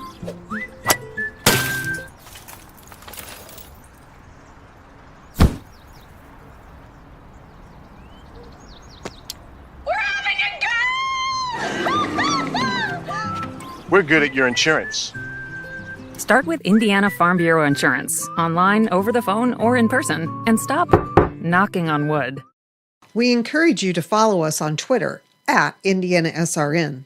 Find upcoming games, video highlights, and much more. Follow us now at IndianaSRN. We encourage you to follow us on Twitter at IndianaSRN. Find upcoming games, video highlights, and much more. Follow us now at IndianaSRN. Welcome back to Hanover College HCAC football action powered by IndianaSRN. Tony Donahue alongside Keith Myers and the 24th-ranked Lions. The Mount strikes back on a 23-yard touchdown pass as Taylor hooks up with Beecham. That is Beecham's second touchdown catch of the season, his 10th overall touchdown. Josh Taylor tosses his 18th touchdown of the season, and just like that, the 24th-ranked Lions strike back to take the advantage at 17-14. Is deep for Hanover. Here is the ensuing kickoff with 2:13 remaining, and it will be fielded in the end zone and will be a touchback. No, he will take it. He will pick it up, and he will spin out of one tackle and gets it down to about the 12-yard line. Not sure why you would take that out of the end zone, but nonetheless, bad field position to start this one for Hanover Central. Let's take a look at the touchdown pass here. Just a nice little touch pass. Beecham got loose, straight down the middle. A little lob over the top for the touchdown strike. Keith, very impressive there for the Mount. Yeah, I think, if he had second thoughts again, I think he'd probably kneel it down there, get the ball at the 25. Now you really got to get a couple first downs not to give Mount an opportunity to score before halftime. So 4 wide here, and Opal will take the handoff, tries to get to the edge, gets past the 10-yard line to the 15 for a pickup of 4. So 2nd and 6 here as we dive under 2 minutes remaining in this first half. And Coach Hop right now did not call those timeouts, so he might be happy with a 17-14 lead going into halftime. Weimer across the middle, caught. Enough for the first down. Hunter Eads with his 4th Hunter Eads catch. On the reception from Matt Weimer. And they marked him just short, very close to the displeasure of many Hanover fans on this near side of the football field. No sense of urgency. 3rd and 1. Want to get it right here because you don't want to punt the football right back to the Mount with a minute 30 or so remaining.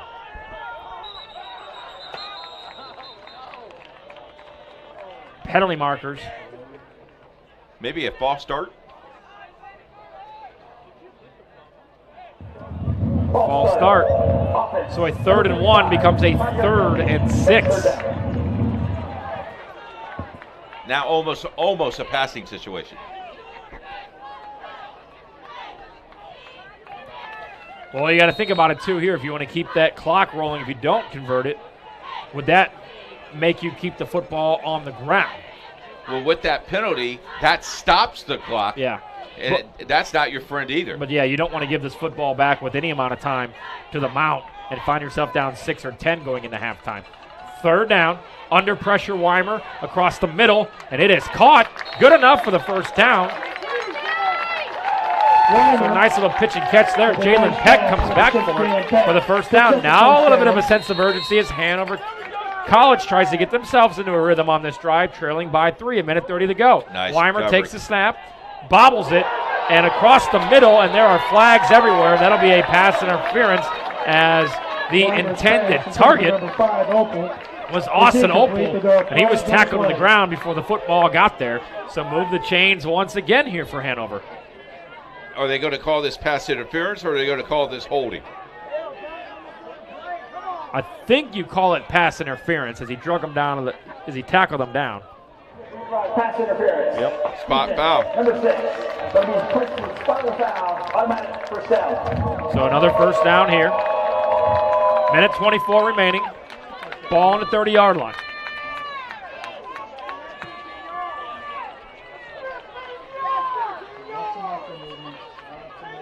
First and 10, Hanover to 30-yard line.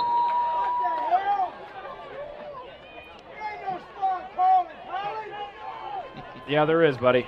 First and 10, the Mount on defense, leading by 3. Weimer has it, pump fakes across the middle, comes back for it, and it is incomplete. He just threw it behind the intended target of Hunter Eads. One of the pass interference call. Broken up by 2nd and 10 with a minute 18 remaining here. 4. Donovan. 2nd and 10. And Keith, I think you're thinking here on 2nd and 10, let's get some yards. Yeah. And you tell Weimer, you got 3 seconds. If you can't get the football off in 3 seconds, take off running and try to get some positive yards here. Worst comes to worst, let's get ourselves into field goal range. And get out of bounds. There's that 3. Drops off a screen pass that is batted down on the push there by Noah Hammond. Hammond gets his paws on it, deflects the screen, and that sets up a 3rd down and 10 with a minute 14 remaining here in the first half. Went to school in Franklin County, Brookville, Indiana native.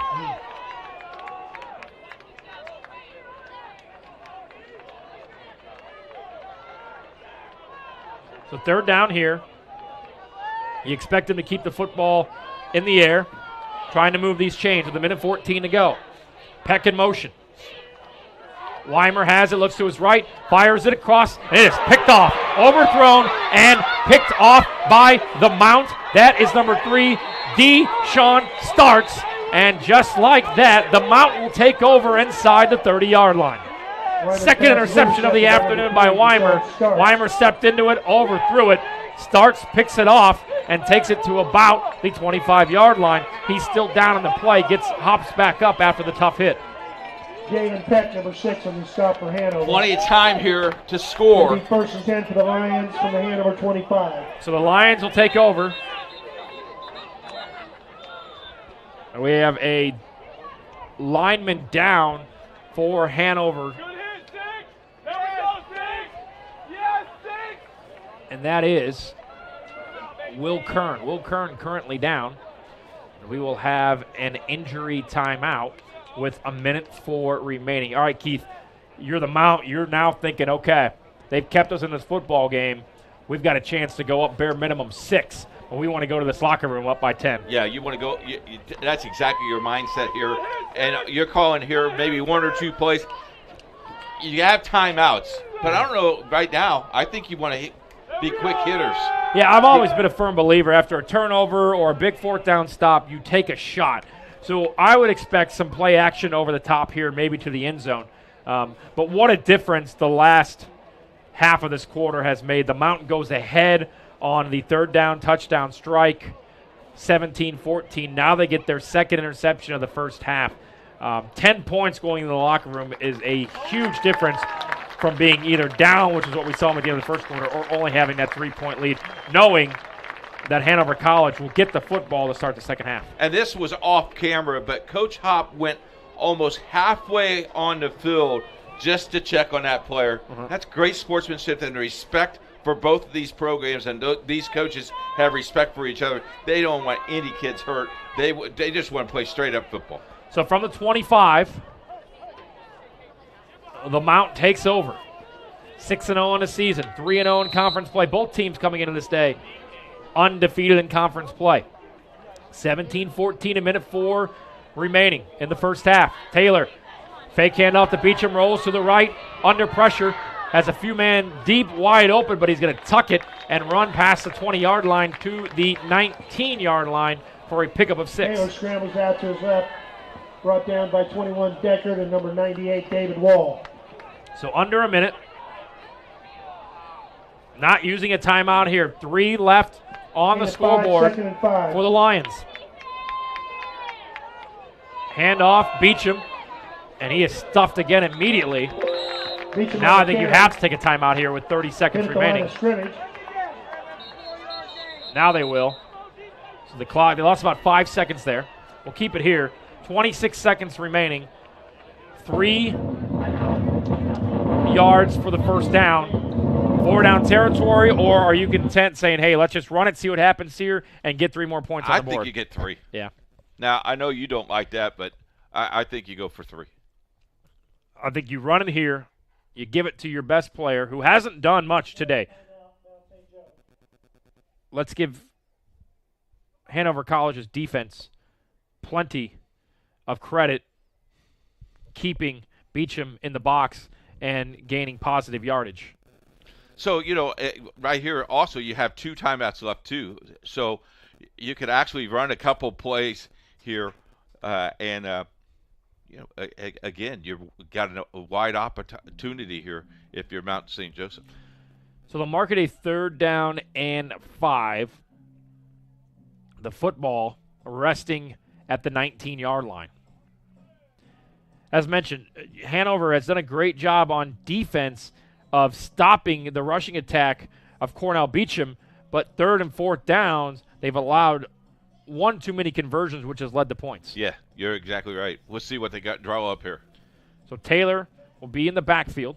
He's got a rushing touchdown and a passing touchdown here in the afternoon in the first half. Beecham in the backfield with him. 3 wide receivers set. Watch for Joey Newton in the slot. Taylor waits the snap, rolls to his right, cuts back, looks for Newton in the end zone, touchdown, the Mount. No, they're going to rule him out of bounds.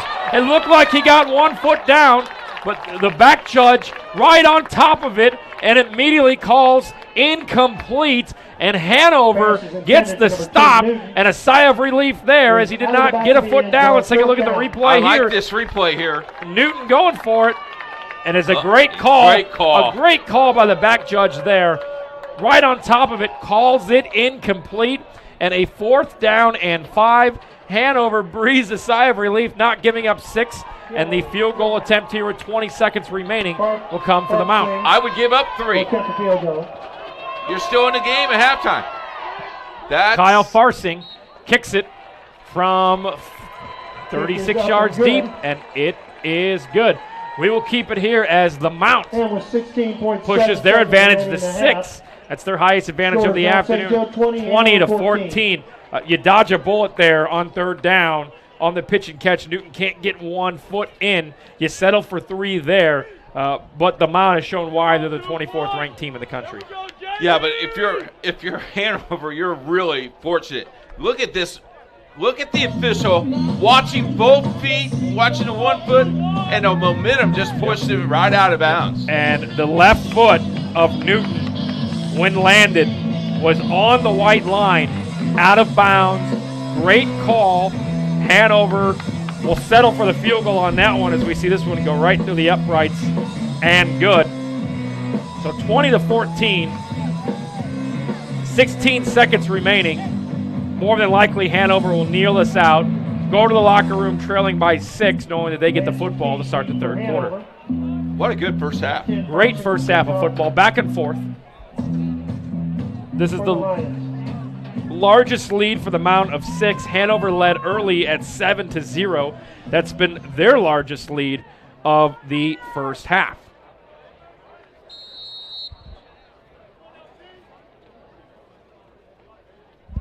Here's the kick. It'll be fielded 5 yards deep and taken out. It's past the 10 to the 20 to the 22-yard line on the return. Out over the 20-yard line to about Was the key. 22. So with 12 seconds remaining here, Did you go for pay dirt for one? you know, you got 2 timeouts. If you could use the sidelines, I think you do have enough time for 2 15-yard strikes. That gets you to about the 50, then maybe you try that Hail Mary. But on the flip side of that, probably safer to go to victory formation as they will, knowing that they might bring the house and try to strip sack you.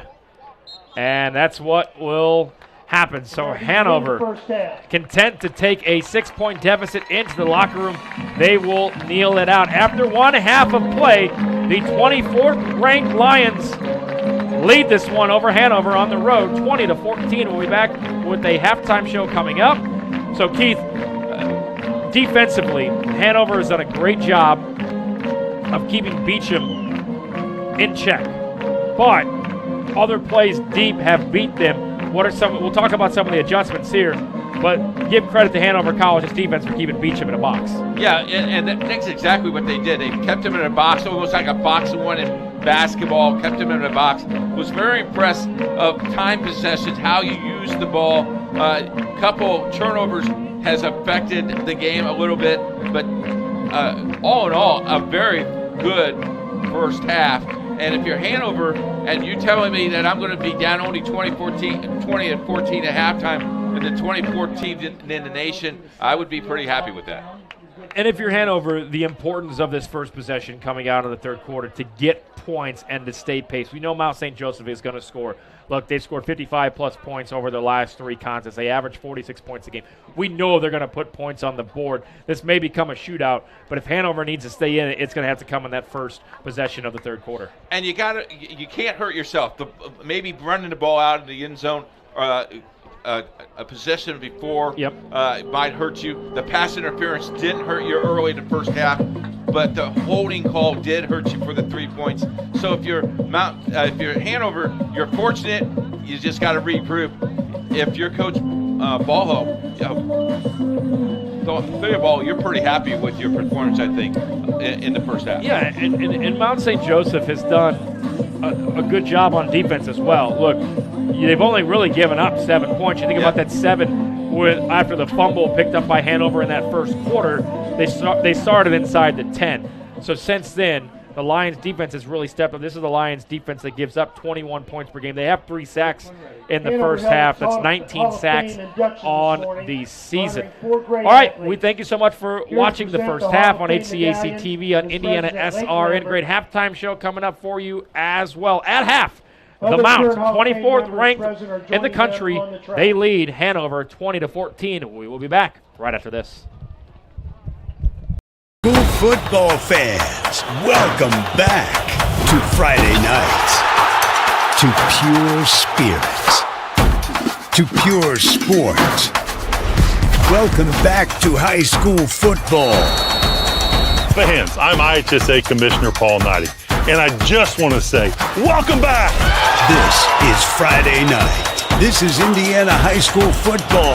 This is your IHSAA.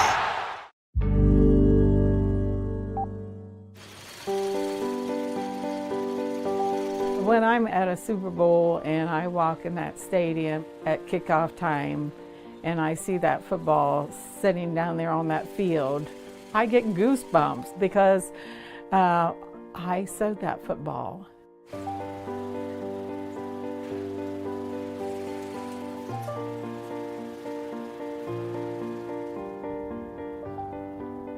I am Jane Helser. I recently retired. I started working at Wilson on April 13th, 1966. I was 19 years old. I put an application at Wilson. I got the job, never thinking that I'd be there for 48 years. I enjoyed what I did, so I just stayed. The Wilson Football Factory here, it's actually like a secret. I was raised about 20 miles from here and never even knew this place was here. We make NFL footballs year-round. We manufactured the ball for every Super Bowl, and every point scored in the NFL since 1941 has been scored with a Wilson football. Jane was the longest tenured employee when she retired. I would get up at about 3:30 in the morning to be on the job at 5 a.m. I had to oil up my machine every day. I could sew about 150 footballs a day. A football is made from a big piece of leather. It's cut out like a cookie cutter, and that panel is split down to a certain size. They're stamped with a logo, and then there's a lining that's put on it to hold the shape of the ball. When I get the football, it's in 4 panels. There's the top 2 panels. Those 2 are sewed together, leaving the opening. Then I sew the bottom 2 panels together. After the lace holes are punched and the seam are pounded down, then I sew the full section together. The rule of thumb is you don't make a good football sewer until you run a needle through your finger. One time the needle just slid up underneath the foot, stuck in my finger. They put an ice pack on it, took me to the doctor, he cut it out, and I went back to work the rest of the afternoon. I'm tough. The turner gets the nice job of turning it right side out. Then it goes to the lacer, he or she, puts a bladder in it and then laces it. After it goes to the lacer, it's molded. Then the ball is ready to be inspected. Sewing the football together is probably the most important quality as far as manufacturing. The ball has to have perfect seams, the ends have to line up perfectly, and therefore I think sewing is probably the most critical job in manufacturing the ball. We do not want to change the product in its total, because the most important thing is the integrity of football. So our thing's consistency, make a consistent product that feels the same to the player every time they pick it up. There's a cold swing. I tell people that I've been to 9 Super Bowls, but I've never been to an Ohio State football game. I've been to Miami twice, Tampa twice, Arizona twice, soon to be the 3rd time, New Orleans and Indianapolis. I'm just a worker that got a job when I was 19 years old and stayed there and was able to try to do the best job I could. And I've been rewarded greatly for it.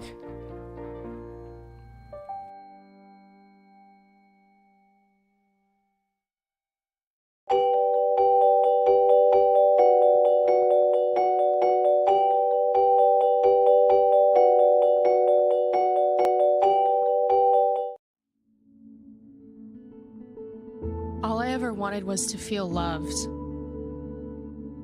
He said he loved me.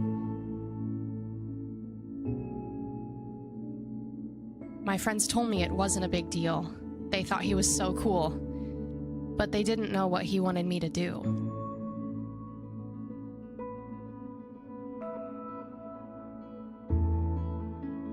All I ever wanted was to feel loved. You have no idea the kind of pressure I felt to take things to the next level. Things were moving so fast. I was basically the only person in the freshman class who hadn't done it yet. So we did.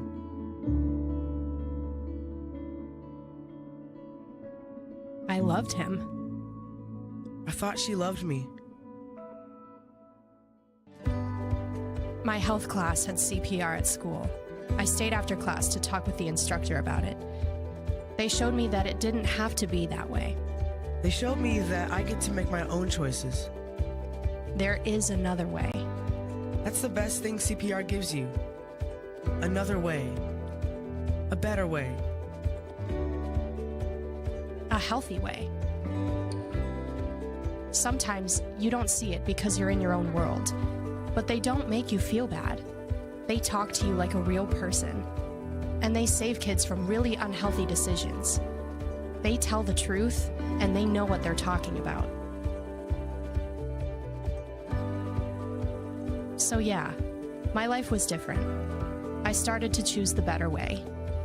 I honestly don't know where I'd be or what I'd be doing had it not been for CPR.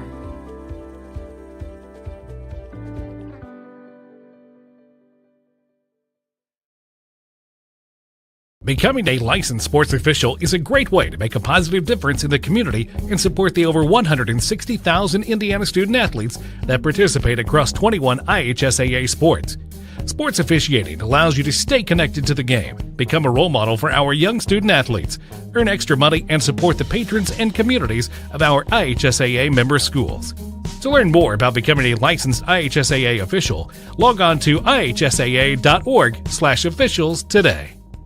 Welcome back. It's halftime here from Hanover College, where the 24th ranked Mount St. Joseph Lions have a 20-14 advantage at halftime. HCAC football action here on IndianaSRN.org. Tony Donahue alongside Keith Myers.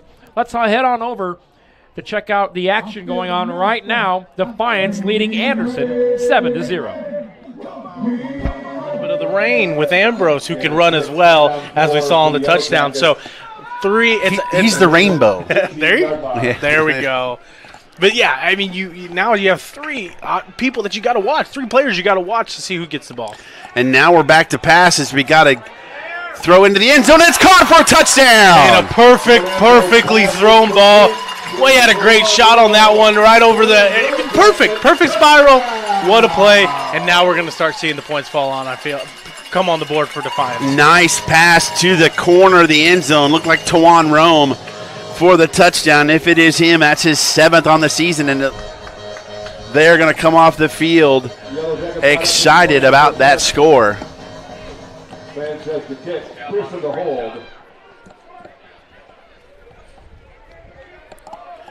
On for the extra point to make it a 14-0 game. And that was Tawan Rome. And it's a botched snap, and it's going to be a missed PAT. And if Anderson can get rolling, that could loom large. 11:26 left in our third quarter. Anderson 0. So Defiance pushes their advantage to 13-0 on our sister stations here on IndianaSRN HCAC TV. Back here from Hanover College, where the 24th ranked Mount St. Joseph Lions have a 20-14 advantage. We welcome you back here, Tony Donahue and Keith Myers. Let's go ahead and look at some of these stats real quick, Keith, and some of the scoring drives from that first half. A pretty evenly played game so far, but Hanover College doing a great job of keeping that rushing attack from Mount St. Joseph's at bay. Yeah, and you look at the first downs, 11 first downs for both teams. Rushes, 22 yards, 22 rushes for 112 for Mount St. Joe, 16 carries for 68 for Hanover. Passing, 101 for Mount St. Joseph, 89 for Hanover. Time of possession also pretty close in the ball game as well.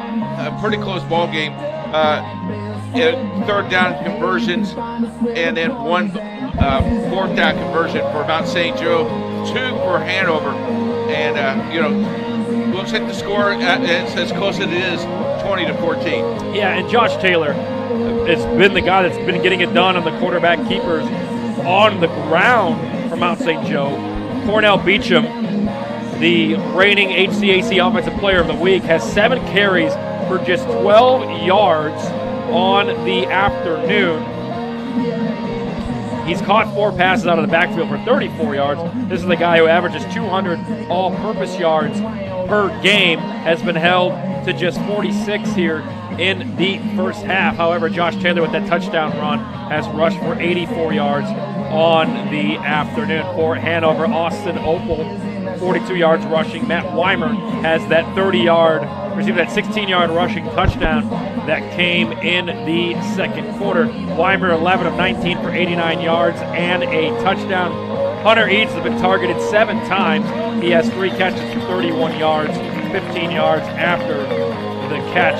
On the defensive side of things, Jamie Deckard has 7 tackles. And for Mount St. Joseph, Anthony Wright with 5 tackles, Nate Owens with 4. Keith, break down those scoring plays for both sides of the football. You started with Hanover at the 7:37 mark. Rodebest a 5-yard pass.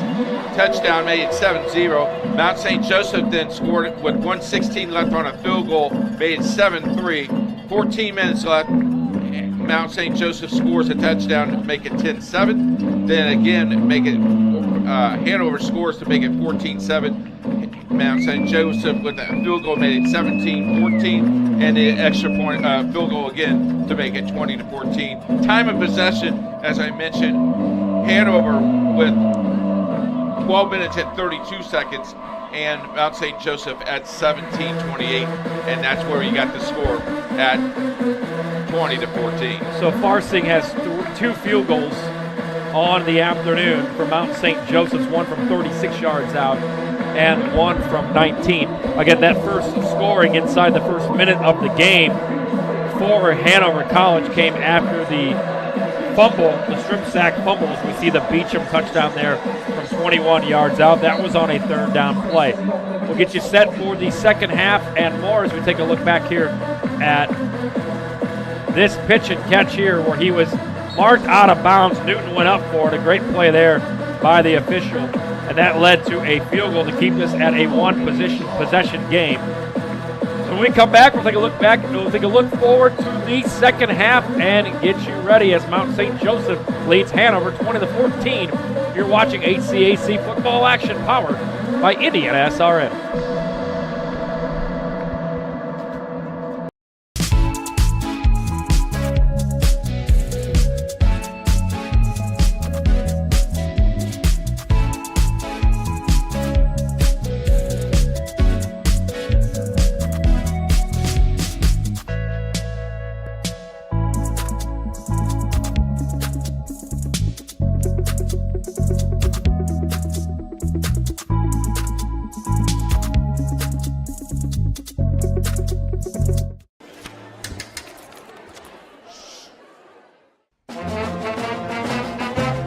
Conductor, how about something new? You played this last year.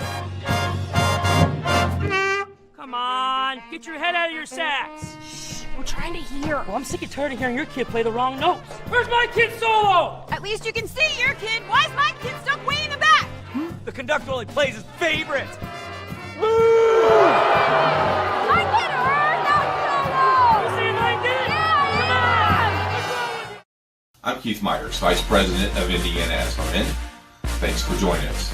Do you know IndianaSRN broadcasts 350 games a year? All sorts of sports? Yeah, we do. Hard to believe, isn't it? IndianaSRN loves to put student athletes first on our website. If you're a business out there, we probably could help you too. Contact us at coach@indianasrn.org. Grandma from out of state thanks you. Mom and Dad who can't get to the game thanks you as well. In fact, our athletes watch the games over and over again. Our military has enjoyed the games as well.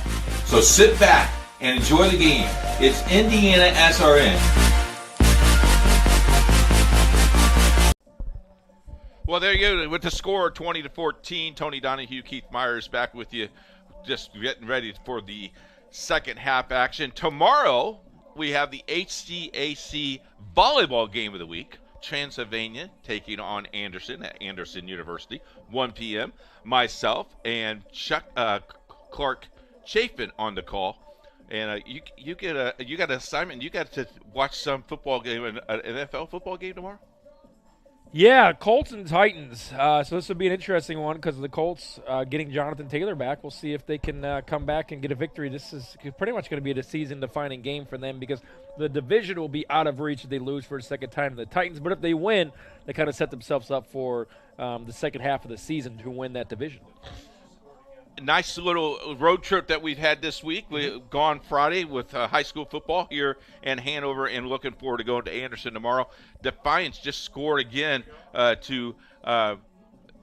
against Anderson. Here's the touchdown pass just seconds ago, 26-yard touchdown. What a snag. What a snag. Nice catch there to lay out, sacrifice the body, get a foot in for the touchdown. I mean, yeah, we're already halfway to Nashville. I may as well just head on down after this, check out the Colts-Titans game coming up tomorrow. Well, or check out the volleyball game. You can watch the volleyball game from the bleachers of Nissan Stadium as we get ready for the second half. Keith, real quick, Hanover College, this first possession of the second half could really set the tone for the remainder of the game. Key. If Hanover scores, they've set the tone. If Mount stops them, then scores, then you're looking down in the mouth a little bit. But lots of time left. Coach, I'm sure both coaches are excited about the second half. We will see what comes up here. Hanover College set to receive the second half kickoff, trailing 20-14 to the 24th ranked Mount St. Joseph Lions here on a picture-perfect Saturday afternoon from Hanover College. Well, the second half coming up for you. Here, you're watching HCAC TV on IndianaSRN.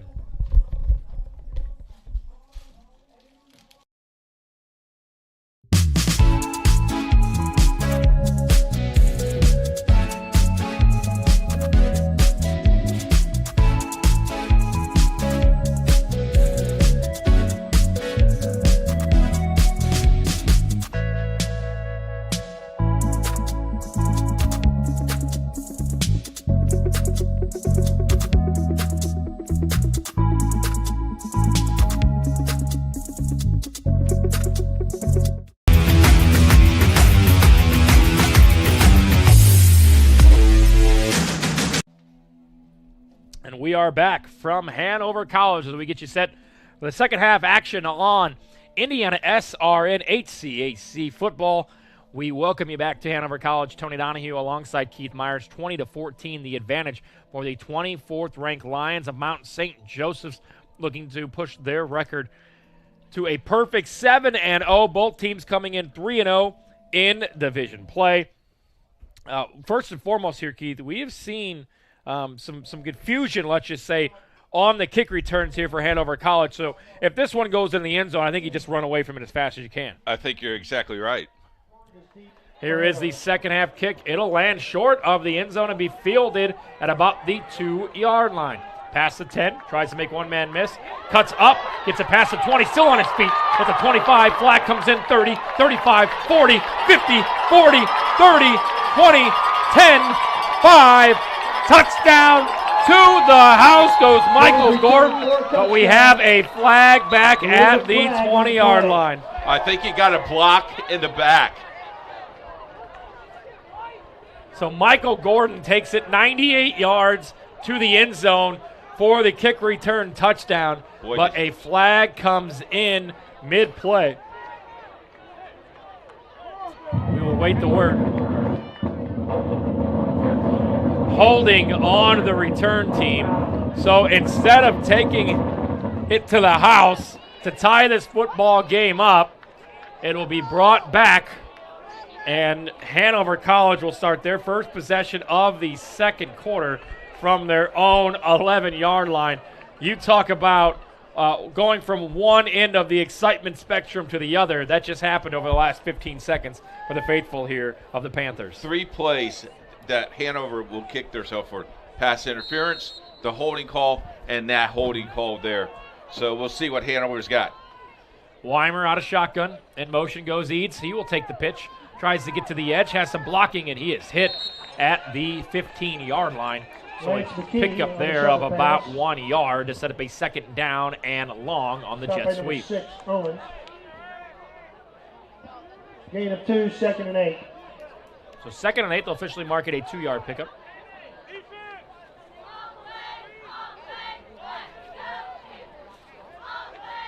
Opal in the backfield. He will take the handoff to the left side. Gets it past the 15-yard line to the 16-yard line. So a second down and, or excuse me, a third down and 6 coming up here. Be third down. And you don't want to go a quick 3 and out here if you're Hanover. Stopping the play by number 15, right. Opal stays in the backfield with Matthew Weimer.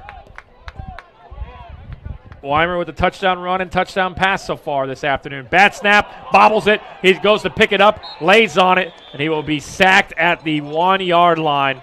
So on the first possession of the second half, instead of having a kick return to the house, you'll find yourself now punting it deep in your own end zone. Inside the 2-yard line.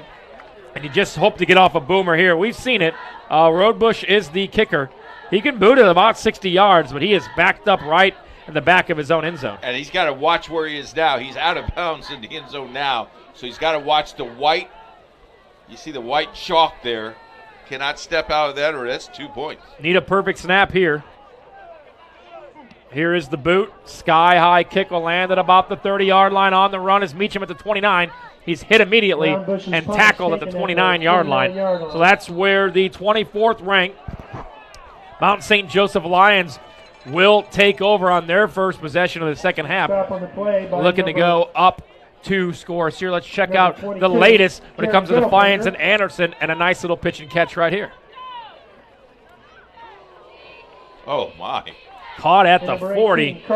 Makes another man miss, and he's tackled at the 15-yard line. So Anderson trying to get on the board for the first time here this afternoon, while Mount St. Joseph's will look to push this lead to 2 possessions.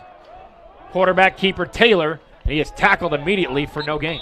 Quarterback counter Trey. Let's take a look back at the would have been run to the end zone here. Very short game. This might be one of those telemetry sports ones that we have to go back and look at, because he gets off to the races, but not only did he run 98 yards in total, he ran another 50 yards across field for that would have been go-ahead score. Nonetheless, it's a 3-and-out for Hanover. They give the ball right back to Mount St. Joseph. Taylor out of the gun, fires it to the left side, caught by Ayler. His 10th catch of the season, second on the afternoon. Good for about 3 yards. 3rd down and 6 coming up here for the Mount. Stop the play by 21, Jamie Deckard. Key 3rd down here. 3rd and 6. So 3rd and 6 from the 25-yard line. A 42-yard field goal from here. If they don't convert on 3rd and 6 with 11:40 to go in the 3rd quarter. Brock in motion. And a flag on the play. It will be a false start. False start. Offense, number 65. 5-yard penalty. Filtered down. So 3rd and 6 becomes 3rd and 11.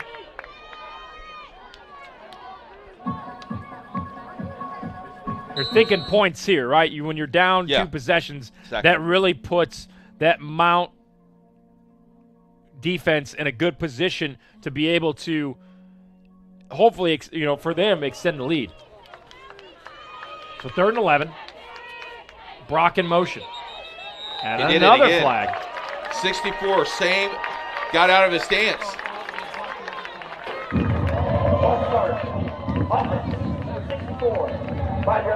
And once the guy goes in motion, I don't know if he thinks the ball is going to be snapped at that point, but that's the second time he gets completely out of his 3-point stand. So back-to-back penalties pushes the Mount out of field goal range. It would be about a 53-yarder from here. Anderson settles for 3. They still trail Defiance. Yeah, and crazy about that, too, is 64 is the center. Yep. Where are you going when the football's still in your hand, my guy? Out of the gun. 4 wide receivers set. Taylor looks to his left, now looks right, looks back left. He'll step up, fire it across the middle, deflected twice, and incomplete. So a great defensive deflection there on the defensive side of the ball by Sam Wierzinski to set up a 4th down and long. And I believe the Mount will more than likely punt this football away. We'll see what they do. We could see one of these quarterback punts where the quarterback takes a snap, maybe looks at his one read. If it's not there, you punt the football away. We'll see what they end up doing here as Taylor lines up with 5 wide. 16 to get. And we have an encroachment on the defense, so they'll get 5 of those yards back. That will set up a 4th down and 11 from the 30. So now that becomes a 47-yard field goal attempt. Pretty manageable right here to do that. I'm kicking it here. If I have faith in my field goal kicker who's already pushed through 2 field goals, with the wind dying down. But it looks like the lineup to go for it. Beecham comes back into the backfield. Set up a 4 wide receiver set.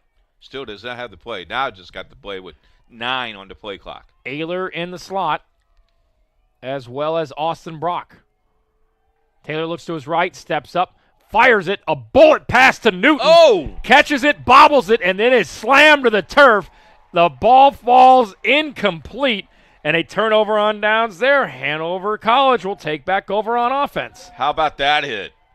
Woo! It was an absolute strike from Jake Taylor to Newton. Newton caught it, bobbled it, and then gets tackled, and the ball falls incomplete. A nice, hard, clean hit there by Ben Massey to break up the intended pass. So both teams going back and forth here in the third quarter. In the first 5 minutes, each have had a possession.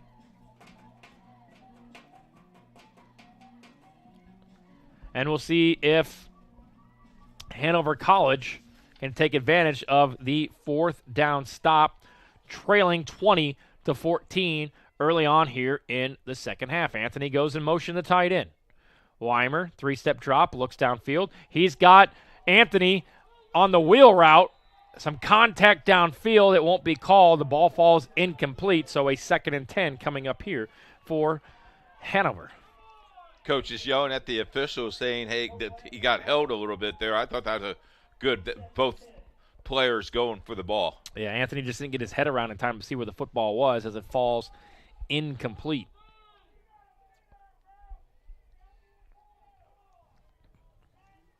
So Anthony goes back in motion into the slot. It's a handoff to Opal, and he carries the football forward for a pickup of 4. So a 3rd down and 6 coming up here for Hanover. Really pretty key possession here, don't you think, Tony? Well, I think when you look at it, so far, and look, we're only 5 minutes into this second half, but both teams have had the football twice. They've turnovers, punts. It's there for both teams to take. But I'm with you. If the Mount scores next, it virtually puts Hanover out of their rhythm and uncomfortable. Weimer tries to scramble out of it on 3rd down, and he will not do so. It'll be a 5-yard sack, the 20th sack on the season for the Mount's defense, and Hanover will now have to punt it. So a pretty nice back-and-forth offensive pace in the first half. It's been all defense here in the third quarter. Both coaches have that defensive mindset. So a 4th and 16 coming up. Rodebush will kick it from his 10-yard line. A little bit more comfortable here than his last kick that was booted. He'll get it off at about the 15. It's a boomer. Oh, nice. Beecham goes to the right, fields it at the 30. Will have nowhere to go. Garrick's out of a tackle. Now he's off to the races. Now he's got some blocking. He makes one man miss to the 50, makes Rodebush the punter miss, and now is waiting for blocks. He has it to the 20, to the 10, and he will go out of bounds. So making something out of nothing, showing you why he is the offensive player of the week in the HCAC. Breaks out of 2 tackles on the far side. As you see it here, cuts back and is off to the races, and the Mount will take over from the 14-yard line. Some great blocking here, and then patient running right here. Makes Rodebush, the punter, miss, waits for some blocking here, and gets it down to about the 14-yard line. So a nice little punt and return there, and the Mount threatening to break this thing open as they look to push their advantage, currently at 6 points. Beecham out of the game. A breather after that punt return. 4 wide set, Newton in the slot. McKenzie in the background. I would need oxygen.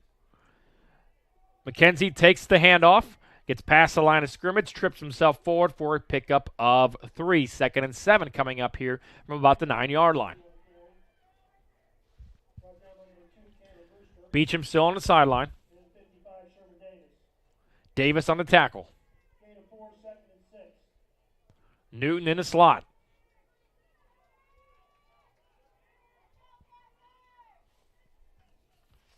Four wide set. Ayler to the left. Quarterback keeper. Taylor past the line of scrimmage. Picks up 2. 1 yard shy of the first down marker, 3rd down and 1, and Cornell Beecham will check back into the football game. Ball set right at the 6-yard line.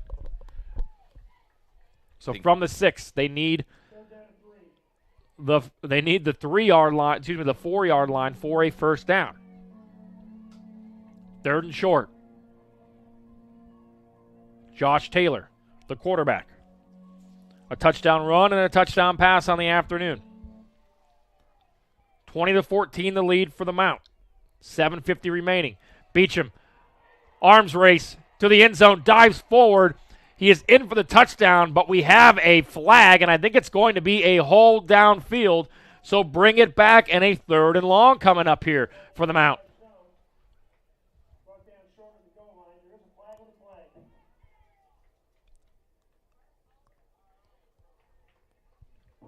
So holding downfield is indeed the call. So instead of a 1st and 1 from the goal, or 1st and goal from the 1. Nelson on the hold. It'll be a 3rd and long. So both teams, as much as they've played well, both teams also shooting themselves in the foot. Yep, good point. Lots of penalties. Incompletions on passes that should be. We saw the kick return to start the second half come back on a holding call. 3rd and 11. Taylor steps up, plenty of time, fires it across the middle, caught at the 5-yard line to the 4, right at the yard of gain. The strike caught by Jake Ayler, and it looks like it'll set up a 4th down and inches. Kicker is on the field. The offense says, nope, no. 4th and short, we're going. Nope, now we'll kick it. Let's take the points and go up by 2 possessions. Yeah, good point here by Coach. So a 21-yard field goal attempt. 2 for 2 today is Farsing. Snap is up. Kick is good. And the Mount scores first in the second half. It is now a 2-possession game. They lead 23-14. Keith, let's go back to that decision. 4th and 1. You've got a quarterback that can run. You've got Beecham, who is your offensive player of the week, averaging 200 all-purpose yards a game. Are you content with taking a 3 there to go up by 9? Or were you thinking blood in the water, let's go for 7? No, I think you go for 3. You get you get the points. Make them have 2 possessions because they really haven't proven that they're moving the ball yet in this second half. So you just make sure that you do a good job of getting those points that you need there. Anderson trying to battle back over on IndianaSRN HCAC action. A 76-yard touchdown strike to cut the lead in half to 20-10. Oh, he's wide open. Wide open. That's one of those where your eyes light up so much you just want to make sure you got a touchdown. Let me catch it. Just make sure that you catch that football and take it into the end zone. So 20-10 there. Anderson cuts the lead in half on the road at the the extra point no good. 20-9. You're watching the HCAC here on IndianaSRN. Tony Donahue, Keith Myers with you. How about bonus coverage today? Lots of football this weekend and next weekend with volleyball, soccer mixed in between here on IndianaSRN. We thank you so much for spending your Saturday afternoon with us on a perfect 70-degree afternoon from Hanover College. Here is the kick fielded to, there you go, take a knee. Just go ahead and take that knee. We've seen some fumbling. We've seen some bad returns, so a great decision there. And Hanover will start from the 25-yard line. Take a look back at the telemetry sports kick return for a touchdown, but it did come back to a hold. He is off to the races. They're up to 18 miles per hour and covered many yards. Keith, I'm going to guess he covered 120, about 130 yards. Telemetry Sports for more than 6 years has been working with the NFL and multiple college football teams as a data and technology provider. Player speeds and accelerations that they provide is generated using computer vision, the same technology as autonomous vehicles. As you watch these players, keep in mind that 18 miles per hour, as we just saw, is very fast and impressive on the high school and college athletic fields. 1st and 10 handoff here, gets back to the line of scrimmage, no more. Stagnant kind of comes to mind here lately for this offense of Hanover. After going up 14-10, it's been stagnant. They haven't found themselves too much over the top. The running game hasn't been there. What adjustments do you have to make here if you're the Panthers on the offensive end? I think you got to go to the air, but with the wind going against, they're going with the wind. Oh, that's a fumble snap. So Weimer fumbles a snap, steps up, makes 2 guys miss. He's going to try to get back to the line of scrimmage. He won't, but he does make something out of nothing, and instead of a loss of about 10-12, he does gain it forward, and it will be a loss of 1. But, yeah, going to the air, but that starts with the protection. As we saw there, yes, a bad snap, but the protection has to be there, and that starts with the guys up front on the offensive line. I'm impressed with the big crowd that we have today. Well, when it's 70 degrees in late October, nothing else to do, right? You got a ranked opponent coming to town. You better close the banks, close the gas stations, close down everything, come to campus, and enjoy a nice, sunny afternoon. Thank you for being with us here at IndianaSRN. 3rd down, Weimer under pressure, tries to run it, breaks out of it, makes another man miss. He's got plenty for the 1st down and slides down at the 40-yard line, and there will be a penalty flag. Late flag, but that's the right flag. Now let's see if it's a late hit. Is it a targeting? I don't know, Keith. I would love to see a replay of this because in real time, he was a runner, and he was going into a slide when the hit came. But the call there for the automatic 1st down. But you made the call. Yep. He made the attempt to go down. He was going down. I think he's heading down right Here is a slow motion replay. Still going, gets a pass to the 40. I think he held. See, it's tough. It's a tough call. That's a good call. It looked like Donaworth tried to hold up, but still made contact. And for the first time this half, 2 straight runs of positive yards. Move the chains again for Hanover. That time it's Opal. Good enough for the 1st down. So Hanover College's offense, we just talked about being stagnant. They're finding some flavor and moving the chains. You know, I'm going to always err on the officials because I was one. When they look back at this one, okay. I think it could have went either way. And I told them that I would at least one. Oh, this one to the right side, pushed out of bounds for a pickup of about 2. Yeah. Right call either way. I mean, you got to protect the quarterback first and foremost, even if he is a runner. So I definitely get that aspect of it. I love how the official says, "Oh, go ahead and give it to me." They'll watch it. Yeah, I'm sure they'll go back. Yeah, they will. They will go back. But a great crew here.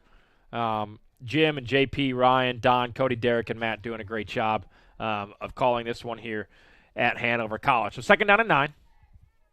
Weimer out of the gun. Fakes the handoff. Quarterback keeper has some room. Tries to break out of it, but he's tackled at the 30-yard line. So a great job there on the defensive side of the football. That's Lucas Bowling, the sophomore out of Milford, Ohio, with the stop. 3rd and 6 here, Keith. You're not quite into your field goal range that you're comfortable with, especially with this wind blowing the opposite direction, or blowing towards you and not behind you. So I think you got to go 4-down territory here on 3rd and 6. Weimer out of the gun. Gets a block from Opal, throws it down. Jump ball up into the air, and it is caught by Hunter Eads. He went up and got it. Good enough for the 1st down. Set up a 1st down and goal from the 6-yard line for Hanover. How both offense and defense fighting for the ball. Great, and he timed it just perfectly. Spun, caught, and here's the most important thing. Look when he hits contact, how he put the ball in his chest so he could not lose the ball. So Weimer with great placement there. He'll hand it off to Opal. Opal tries to get in the end zone, stays on his feet. And they'll mark him just short. The refs come together. Touchdown! Wow! Touchdown, Hanover. What an answer on the drive. Set up on a 3rd down run. 2 big completions. And it is Austin Opal with this 8th rushing touchdown of the season. The sophomore punches it in from 4 yards out, 23 to 20. Hanover cuts the lead down to 3 with the extra point pending. Coach is not chasing points. I like it. No need to go for 2 here. Low snap down, kick is up, and it's good. Just like that, Hanover answers. They trail 23 to 21 here on IndianaSRN. 3:33 remaining in the third to score. Mount St. Joe 23.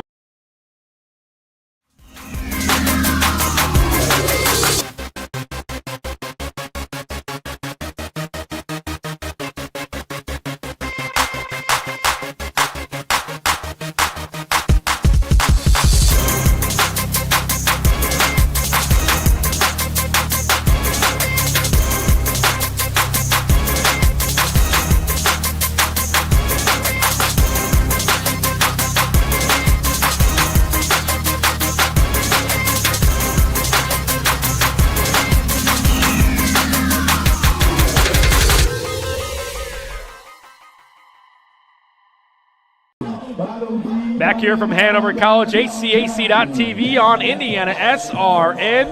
The crowd back into it with 3:33 remaining in the third quarter. Hanover with the touchdown to cut the deficit to just 2, 23 to 21. And Keith, as soon as I said this offense looked stagnant, they made me look wrong. Driving it downfield, some great running, great catch by Eads, sets up Austin Opal from 4 yards out for the touchdown. Worth the price of admission. And they fed us. They even fed us. They did. For the ensuing kickoff.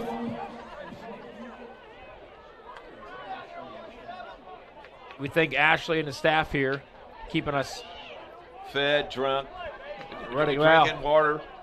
Good folks. Here is the kickoff fielded at the 3 by Beecham. He gets it past the 20. He's got blockers in front of him. Makes another man miss.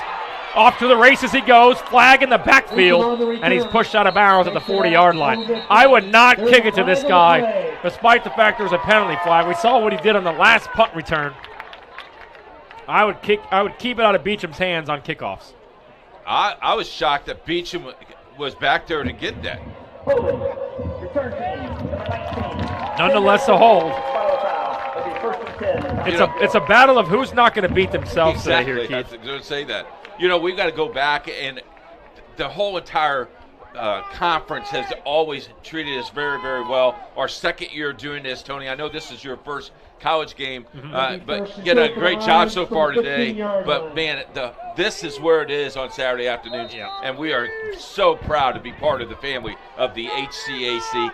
Volleyball for you tomorrow. And what a great atmosphere here from Hanover College as Beautiful. the 24th ranked Lions of Mount St. Joseph come to town in late October. Here's a quick handoff to McKenzie. Let's go back and check out that touchdown set up by the big catch by Eads. Nice little run here for Opal. Keeps those legs moving, won't go down, and he's in for his 8th touchdown run of the season. And more importantly, Keith, the lead cut to 2 points at 23 to 21. How about Connor Smith pushing him in there? So second down, 8 yards to go. Beecham back in the backfield. Taylor takes it. Looks right, now looks left. Now tries to keep it. Looking for a receiver, steps up, makes 3 men miss. He's got plenty of blockers now. He is past the 20 to the 25, and we're going to have a hold. This one will be coming back as well. So Taylor done a great job of keeping the play alive. Got some great blocking in the backfield, but downfield on the run will be a hold. And a first down will now result into a second down and 18. That was pretty obvious right in front of the official.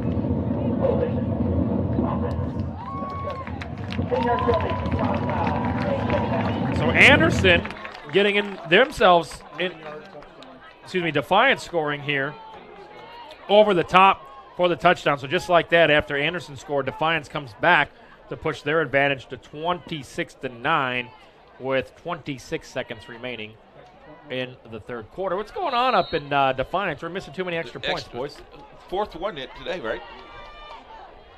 It's like free throws in basketball. There you go. They're free. You got to take advantage of them. They will come back and haunt you. Second and long. Taylor across the middle. It is caught and complete to Newton to the 39-yard line, enough for the first down. First and 10 for the Later on today, we'll have the player of the game. 39-yard line. Got some cupcakes for the player of the game this week. Did you bake those fresh this morning at the hotel? Yeah, sure did. Yeah. It's nice of the Baymont of Evansville to let you use their kitchen. Use the kitchen, yeah. Got up early. So from the 39, Beecham takes the late handoff. He hasn't been able to get anything going when it comes to running the ball in the backfield. Not after the first quarter. They really have surrounded him at the end of the first. And I think that's why Hanover is still in this football game. Their defense has done a great job of keeping Beecham in the box and saying, look, if you're going to beat us today, you're not going to do it on the ground with your stud running back who averages 200 all-purpose yards a game. So second and long. This is a big stop for Hanover here. Got to get to about midfield for the first down. Out of shotgun. Taylor looks. Under pressure, fires it deep. Newton wide open, and he overthrew him by about 2 yards. So if there was ever a throw that Josh Taylor would want back, it was that one. Newton gets loose, up the seam, wide open, and he overthrew him by 2 yards in what surely would have been a touchdown.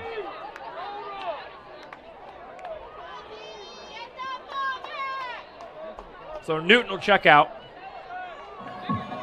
3rd and 14 coming up. 4 wide receivers set. 7 on the play clock. Beecham in the backfield.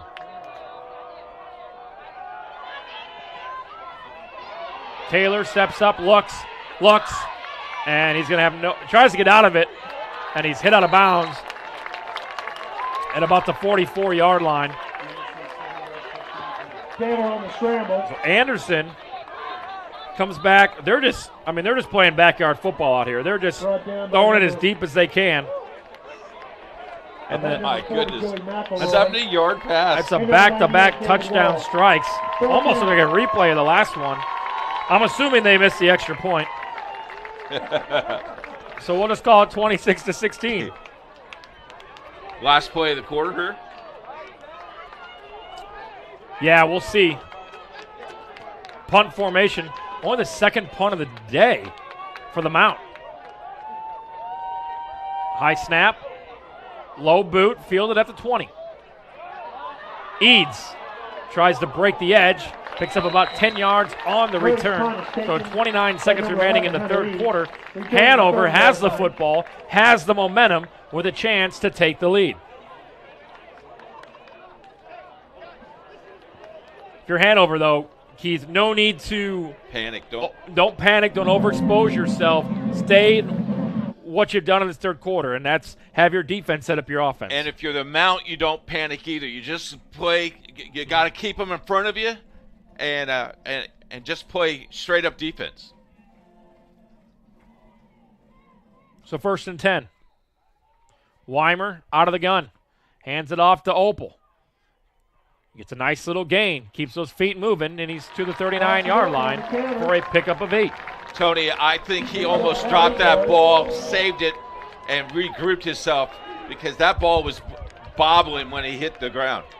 12 seconds to go here in the third. You got the momentum. I would go here. 2nd and 2.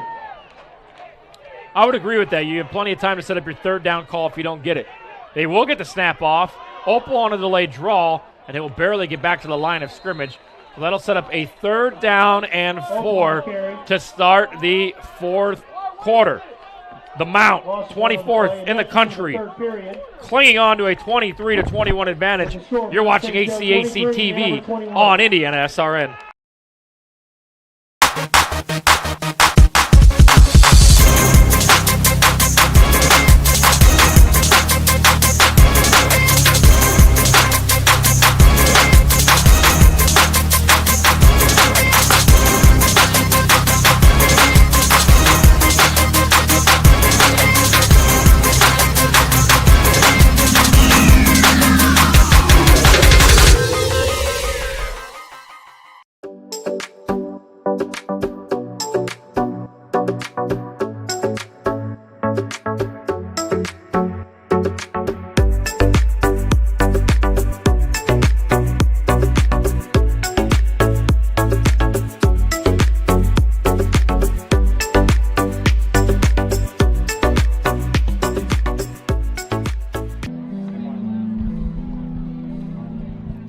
We're back for the start of the fourth quarter and a big third down for the offense of Hanover College. They trail 20-14 at halftime. The third quarter saw them out, put a field goal on the board to push their advantage from 23-14. Hanover bounces back with a touchdown.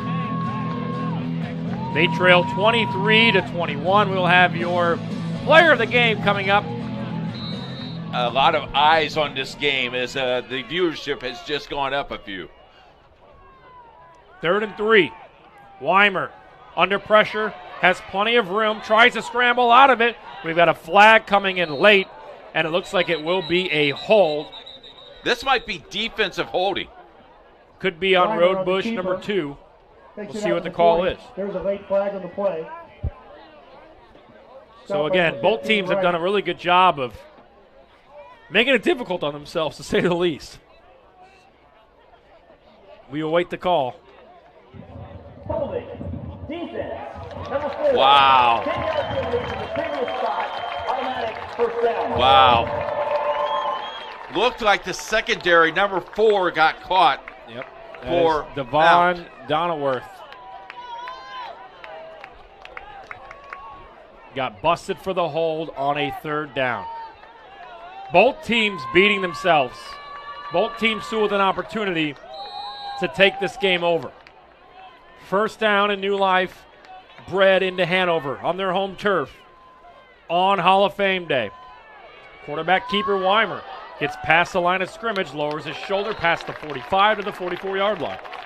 Weimer on the quarterback counter. Weimer doing a great job of keeping that football safe and picking up positive yards via the rush. Well, Weimer from Floyd Central High School. Stop on the play by number Down 4, the road a little bit.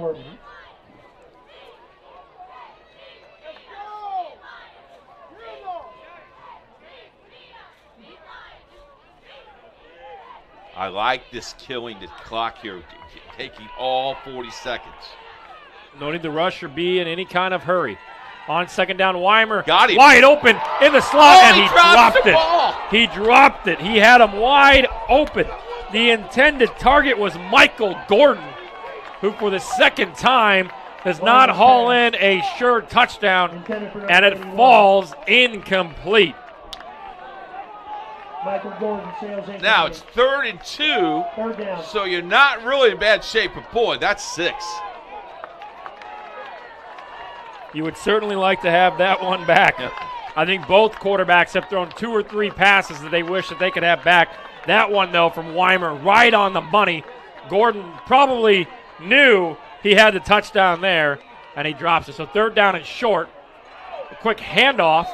Opal's second effort might be good enough for a first down. Let's see where they mark him. And it'll be short, so 4th and 1. Decision time here, Keith. Stop by 15 right. And we will see what they decide. Spotted just short of the first down. Risky here. If I'm coach here, I ask for a measurement. You can ask for one per game just to see what I would think. Interesting here as Malachi Parks is in the backfield to block. And he lays a block. Wow. Enough for the first down. Second effort right there. Quarterback run by Matt Weimer, and that's good enough for a first down. Picks up the first down. Big play there as the momentum stays on the sideline of Hanover College. Dog Lawrence with the blocks on that.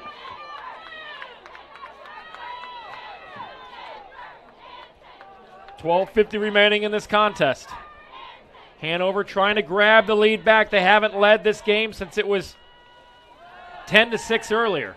Here's the pass under pressure, falls incomplete on first down. 2nd and 10 coming up. They just blew that one up. Incomplete. 2nd down and 10. So the last lead for Hanover was at 14-10. At the 7-minute mark of the first half. 7-minute mark of the first half. Yep. All the way down to 2:13 remaining.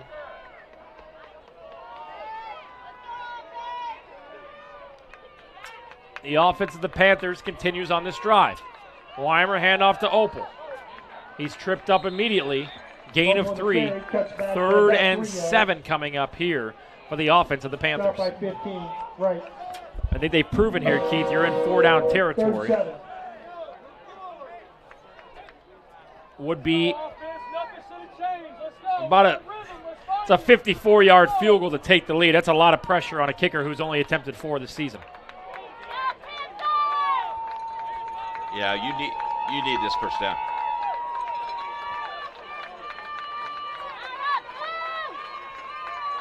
Anthony goes in motion. Weimer in the backfield. Looking for Roadbush. Comes back to it. And it is deflected, incomplete. Might have been a little grabbage of a jersey there. Was not called. And a 4th down coming up here for Hanover College. Not the end of the road here if you don't get it, but you certainly want to keep that big mo on your side here into the 4th quarter. Anthony checks out. Jalen Peck will check in, the Bloomington South product.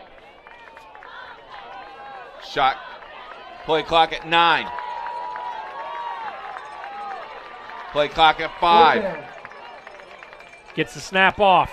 4th down. Going to try to run with it. Weimer thinks twice of it. A roll to the right. Looks for somebody open. Throws it up deep. Coming back for it. It is caught at the 5-yard line. Are you kidding He came me? back for it. Hunter Eads with the catch. 1st and goal. Hanover from the 5. How about the quarterback, Dazzling Frank Tarkington? Oh, man. Your boy. Weimer keeps the play going here and says, I'm just going to throw it up and have my boy Hunter Eads go up to grab his 18th catch of the season, his 4th of the afternoon. 1st and goal for Hanover College. Handoff. Up the middle. Touchdown. Austin Opal, his 2nd of the afternoon. And Hanover goes back on top. And they're starting to smell the upset here at Hanover College. 27-23. I would fully expect to attempt a 2-pointer here. There's no difference of being up 4 or 5 points, but there is a difference of being up 6 if the Mount comes back and scores here. You could possibly block an extra point, which you've already blocked the kick in this contest. I'd be going for 2. And that's exactly what they will do. That's where he's going to go. Now he's going to call a timeout. Good call here. 7 seconds on the play clock. Confusion. Look, there's no difference in a football game of being up 5 points or being up 4 points. But there is a big difference when you can push this to a 6-point contest. You got to force them to score a touchdown. And you force them to score a touchdown. Either way, they got to score a touchdown. Right. But if they do, you have that potential to keep yourself alive by blocking that extra point to have this game be tied. Anderson, another pitch and catch for a touchdown. Let's take a look here.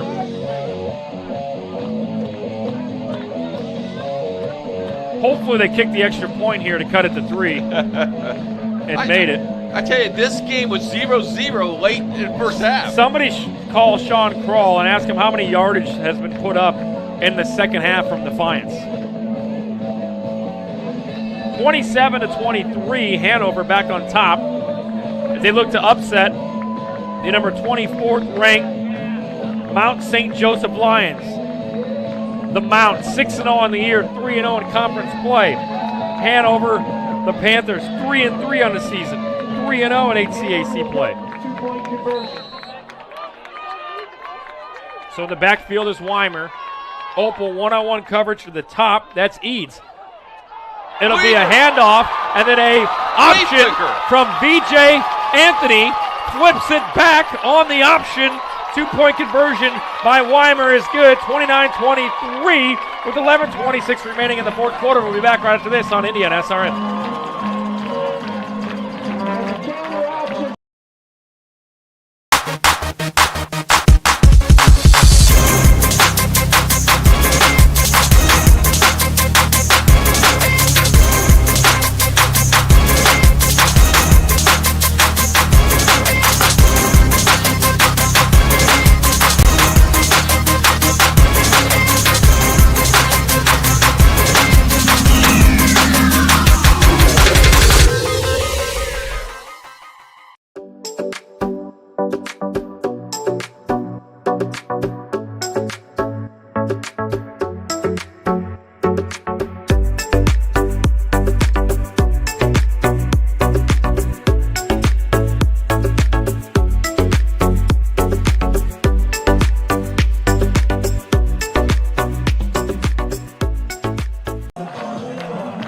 And we're back. HCAC action on IndianaSRN. Tony Donahue alongside Keith Myers with 11:26 remaining in this contest. Hanover scores a touchdown to retake the lead. 2-point conversion successful. And their lead is 29-23. That is their largest lead of the afternoon. That was a drilling kick right there for you. Plenty of momentum, and we've got some extracurriculars at the end of the play here, and I think we are going to have offsetting. I think you call unnecessary roughness here on Hanover is what I saw, but it could be an offsetting penalty. Could call it on each sides. See what they end up doing here. The momentum, however, on Hanover Central side, Hanover College side, sorry. The Panthers back on top for the first time since the second quarter, 29-23. 11:26 remaining. Personal foul. Number 45. Yep. Is that what you saw? The late ref there. It was a good. That's exactly what I saw. It looked like unnecessary roughness after the play. However, as you know, Keith, as a former official and former coach, it's usually that second guy who gets caught. Yes. That ball placed at the 40. They're in great field position here. 11:26 to play. So 15 yards from the spot of the foul. Mount St. Joseph, 24th in the country, trailing 29-23. They haven't trailed all season this late in a football game. McKenzie in motion. Taylor fires it left side. Caught. Newton, first down. No better way to silence the crowd and kill a little bit of that momentum that the Panthers have gained by a nice little pitch and catch. Good for 25 yards. First and 10 at the Hanover 39. So Newton with his 5th catch of the afternoon. Stepping up here. Mark it at the 39. Taylor takes the snap. McKenzie blocking for him. Across the middle, and it is caught. It's Newton again. Good enough for 6 yards. Second down and 4 inside of the 35-yard line. Williamson on the coverage. Clock is not really concerning to me right here. Nice drive going here for the Mount. With their biggest offensive threat, Beecham, currently on the bench. McKenzie in the backfield. He goes to the left. Throw across the middle, and it is incomplete. Beecham will check back into the game. Taylor's pass intended for number 6. Taylor's incomplete. So a third down coming. Pressure on the play by Decker. 3rd and 5 from the 34.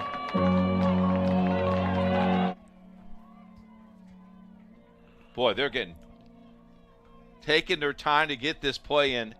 Play clock down to 14. Beecham, one-on-one coverage to the top of your screen. 3 wide receivers to the right. McKenzie goes in motion.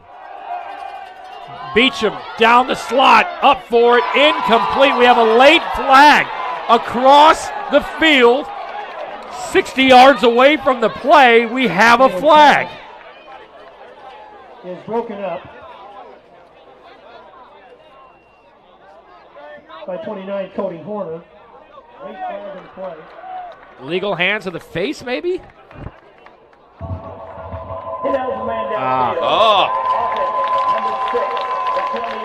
Okay, it was the legal man downfield, and it was called on number 6, which was the tight end, but he was covered up, and so he's now considered an offensive lineman.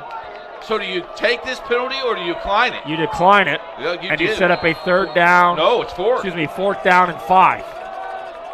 That's a great call by the head linesman, picking that up, Tony.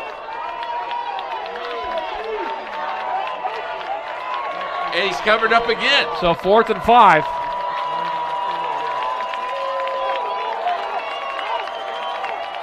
Blitz coming. Left side fires it, caught, stretches forward for a first down, it looks like. Wow. And that'll move the chains. A great catch there for the first time this afternoon by Cam York. Taylor's pass is complete to number 7, York. Good for the first down. So a fourth down conversion there keeps the drive going. McKenzie in the backfield. One-on-one coverage at the top of your screen. Again, the beach. Newton in the slot. York to the right. Ayler, slot position. Looking for Newton, overthrows him, and it is batted out of bounds. Incomplete, second down. Pass off the hand. Well, that's a dangerous tip there.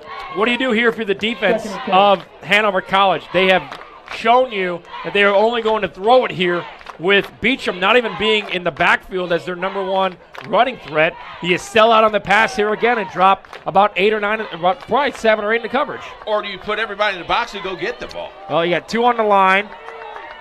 Make it 4, showing blitz. 2 safeties deep.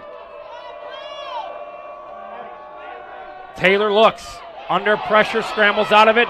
He's going to keep it himself, and he is hit hard at about the 27-yard line. He didn't gain any yards. Taylor scrambles his Third right down. back The Mount faithful wanting a number 40, Joey McElroy. targeting call there. They won't get it. So from the 29, it's third down and 10. Michael Myers rejoins us.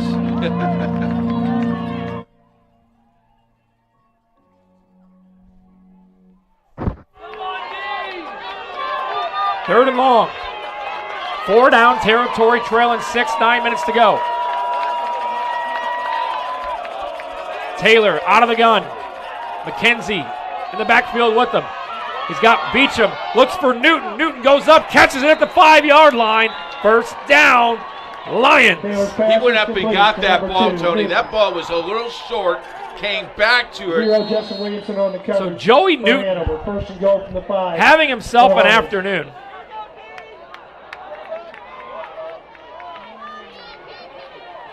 Here's the quarterback keeper to the left side, has plenty of space, and the Mount answers.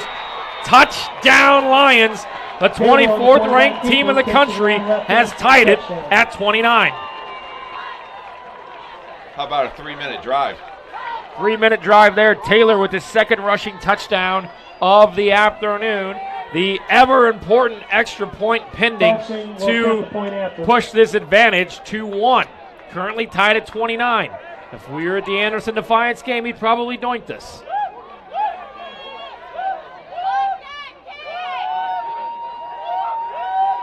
Extra point is down and good. The Mount answers. They have a 30-29 advantage here on IndianaSRN. In the contest, the score.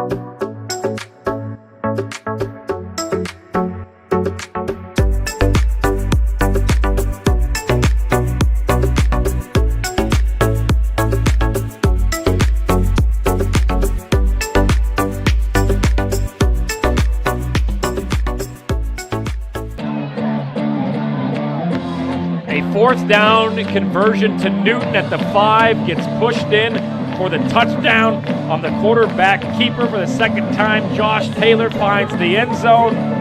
The Mount, 24th ranked, undefeated on the season, with a major answer here in the fourth quarter. They lead 30-29 with 8:36 remaining. Here's the kick. Fielded at the right, on the run at about the 10-yard line, and he will step out of bounds at the 15.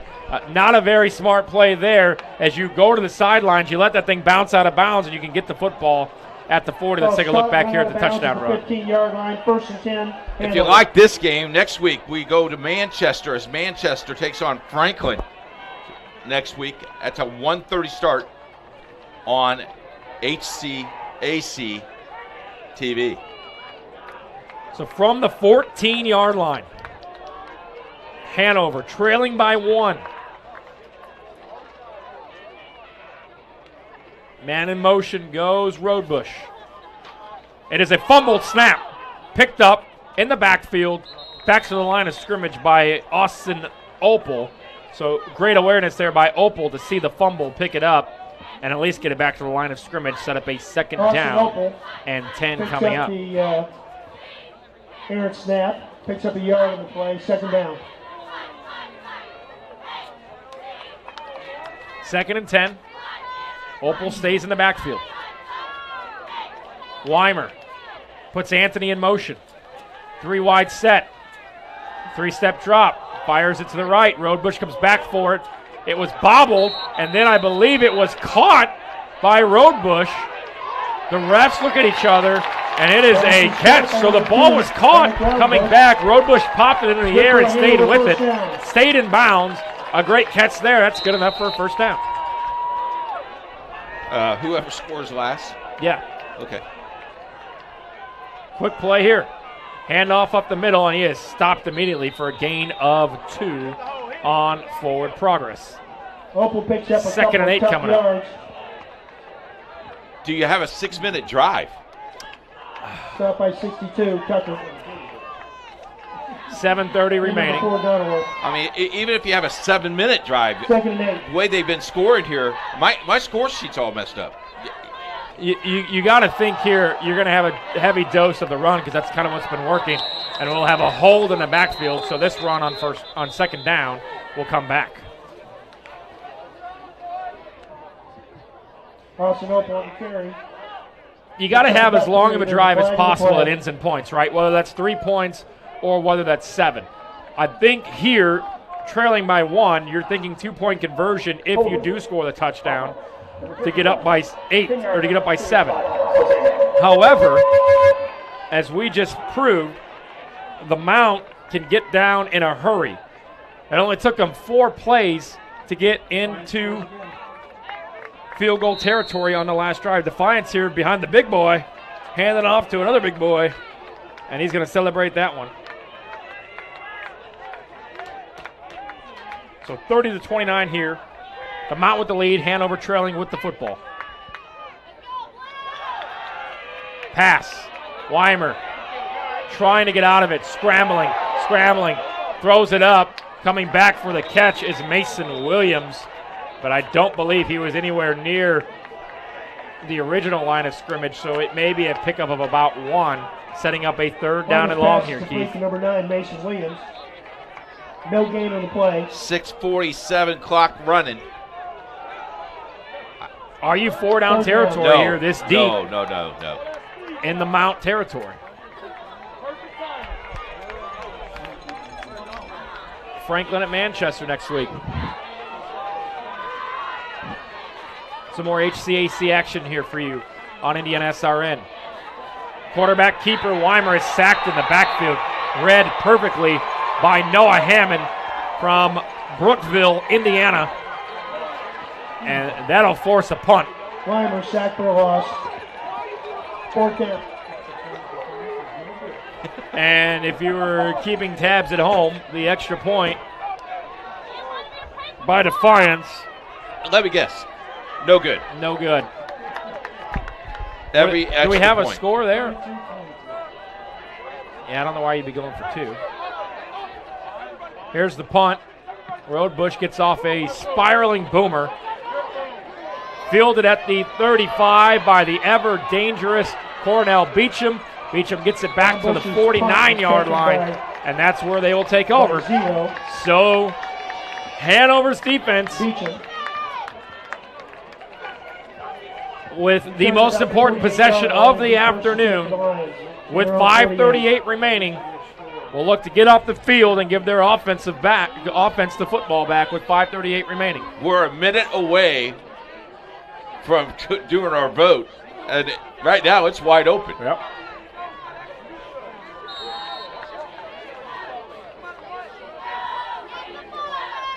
Out of shotgun, it is McKenzie with the run past the 50. He's smacked down to the 48-yard line. A pickup of 4, 2nd down and 6 coming up. You need 3 and out here. There's no doubt about that. 31 on the carry, McKenzie. Both teams still have 3 timeouts. Down by 55, Sherman Davis. 2nd down. But you start to see a sense of urgency here on the defensive side of the football for the Panthers. Trailing by 1. What a game. No urgency here as the clock continues to tick inside of 5 minutes. 8 on the clock. Snap. Under pressure. Stays with it. Taylor gets out of it. Still going. He's off to the races. He's at the 30, the 20, and he is tackled from behind at the 15-yard line. What a run by the quarterback, Josh Taylor. He was stuffed in the backfield. Would have been a sack. He wiggles his way out of it. Not only gets the 1st down, but takes it down inside the red zone. Look at it. They got him here. 1, 2, 3, and 4. And off to the races he goes. What a play there. That could be the play of the game by Josh Taylor. Now, I'm going to ask you this, Keith. How quickly do you just go ahead and let them score and find yourselves down 8? Or you go for the interception there as the ball falls incomplete. You know, I'm not a big fan of that, but I understand what you're saying here. Because are you delaying the inevitable? By number 1, Jay Fanning. You're going to need a touchdown either way. They're in field goal range. They've got a great field goal kicker. He's 3 for 3 on the day. You got a good field goal kicker to go up 33-29 bare minimum. You're still going to need a touchdown. 3 timeouts. We'll see how the Mount plays it here on 2nd down. Quarterback keeper. Taylor, turns it upfield to the 10-yard line. So a 3rd down and a long 3 coming up here after the gain of 7. Stop on the play by number 2, Caleb Brewster. Mind you, they are the 24th team in the country, Keith, but they are doing it without a huge game by Cornell Beecham, who is their number 1 back and the HCAC player of the week on the offensive side of the football. 3rd and 3. Josh Taylor, there you're going to go with? I think so. See what happens here. 3rd down, Taylor. Looks, fires. Beecham catches it, stays on his feet to the 3-yard line. 1st down. I think you got to let him score now. You have to let him score now and leave some time on the clock. You're going to need a touchdown regardless. Brody Luker, number 7 on the stop. So a 1st and goal from the 4. No timeout being taken here. Precious time clicking away with 23 seconds on the play clock. You don't have to snap this till under 3 minutes in the game. A touchdown necessarily does not put Hanover away unless they decide to go for 2 to make it a 9-point lead. Currently a 1-point lead. A touchdown on the extra point would make it 8. Josh Taylor on the keeper in for another touchdown. I think that seals the question you just asked, Keith, on who will be your player of the game with 2:52 remaining. Josh Taylor rushes it in again for a touchdown and pushes the advantage to 36-29. Still a 1-possession game, even if the extra point goes through.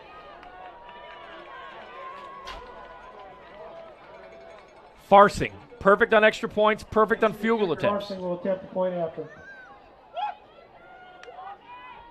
Snap, hold good, kick is up, and it is good. The Mountain pushes their advantage to 8 points with 2:52 remaining. We'll be back right after this. You're watching HCAC TV on IndianaSRN. Mount St. Joe 37.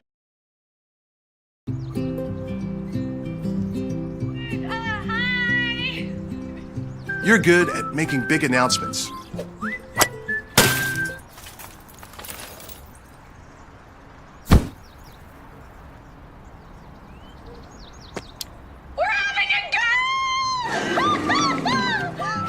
We're good at your insurance. Start with Indiana Farm Bureau Insurance, online, over the phone, or in person, and stop knocking on wood. We encourage you to follow us on Twitter at IndianaSRN. Find upcoming games, video highlights, and much more. Follow us now at IndianaSRN. We encourage you to follow us on Twitter at IndianaSRN. Find upcoming games, video highlights, and much more. Follow us now at IndianaSRN. Never miss an upcoming game here on IndianaSRN and HCAC.TV. Follow us on Twitter, Facebook, at IndianaSRN. Like us on YouTube and download our free app on the App Store with 2:52 remaining. The Mount, 24th ranked in the country, have pushed their advantage after the Josh Taylor touchdown run to 8 points with 2:52 to go. Here's a short kickoff, fielded at the 20, and it's bouncing around, and I think the Mount has it. I think the Mount has it on the bounce back. We'll wait for the official word, and indeed, Hanover College will not even have a chance to try to tie this game with a touchdown. It was a pop-up kick to the right side, bounces at the 23, and the kick is recovered. And recovered at the 25. That all but seals the deal, although still 3 timeouts remaining for Hanover College. Their defense has to go back out onto the field with 2:49 remaining. 1 first down, and this one will be in the books. We thank you so much for listening and watching here on HCAC.TV, as well as IndianaSRN. Tony Donahue, Keith Myers, Jerry Collins, our producer, Joel Mears working the cameras for us, doing a great job. The second night of a back-to-back after doing some high school football last night. The Mount, 24th in the country with a 37-29 advantage. Keith Myers will have your player of the game with us. Don't forget, coming up tomorrow, HCAC.TV at 1 o'clock, volleyball, Anderson taking on Transylvania. Also, next Friday night, 4 games on IndianaSRN. High school football sectionals continue on. We'll have your game schedule coming up on Monday, so check out our social media channels. Mount St. Joseph's looking to push to 7-0 on the season. Looking to hand Hanover College their first loss in conference play here in 2022. Lone man in the backfield, that's the quarterback, Josh Taylor. Meacham in the slot. Quarterback keeper. No, this is the backup quarterback for the keeper. And that's Josh Taylor. Josh Taylor's still out there. Taylor on the quarterback keeper, brought down by number 2, Caleb Brewster. 2nd and 9. Next week, more football action. 1:30, HCAC.TV. Manchester welcomes in Franklin College. HCAC.TV, 1:30, a week from today, next Saturday. 2nd down. Clock continuing to run. 2nd and 4. No urgency here for the Mount. Beecham in the backfield. Beecham takes the handoff to the left, has one man to miss, pushes forward to the first down. He is down to the 5, pushed out of bounds at the 4-yard line. Bounces out to his left and takes it down for a first down. So the Mount trailed 30-29. A big 4th down reception by Newton kept the clock and the chains moving. Enough for a first down. They score to go up 8 on the ensuing kickoff. Bounces at the 20 towards the kicking Lions team. Fielded. And the Mount is taken over with 1:58 remaining. Handoff. Beecham makes one man miss. Tries to get pushed forward. He's stopped at the 4-yard line. I think we'll see Hanover take a timeout here, and they will with 1:47 remaining. Timeout Hanover will keep it here from Alumni Stadium on Hall of Fame Day. Hanover College looking for a miracle here, maybe a fourth down stop. Didn't even get a chance, trailing by 8, to receive the football after the bad bounce went the Mount's way. And let's look at this punt return from earlier, brought to you by Telemetry Sports. Nice boot, but then Beecham says, yep, I'm going to come back and get some good yardage. Off to the races here while making Minnie miss. Pushed out of bounds, 17.4 miles per hour.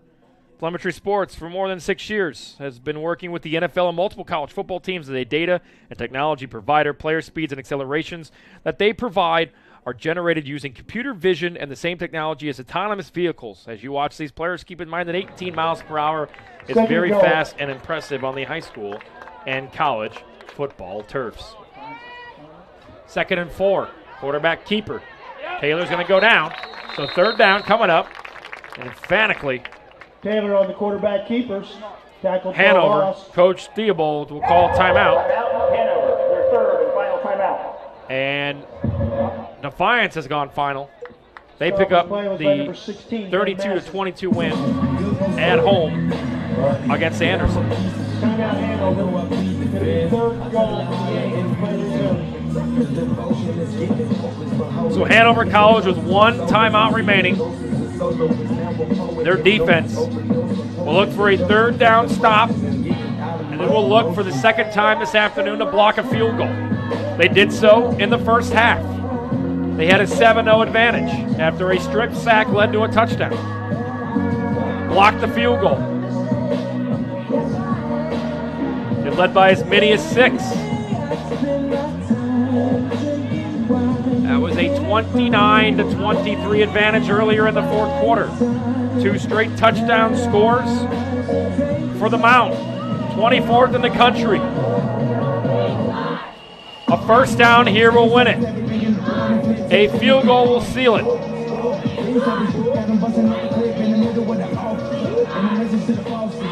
A first down or a field goal will seal it. Hanover looking for some sort of miracle late in this one on a beautiful fall Saturday afternoon in late October. 69 degrees the high, down to about 65 now with the winds blowing to the north. Third down, McKenzie in the backfield alongside his quarterback Josh Taylor. Beecham not out there. 4 wide receiver set. Newton goes in motion. And we have a false start. Movement before the snap. So this will make this third down a little bit more difficult from 3rd and 8 to 3rd and 13. And Beecham will check back into the game on the offensive side of the football for the Lions. Mount St. Joseph trying to go to 7-0 on the season.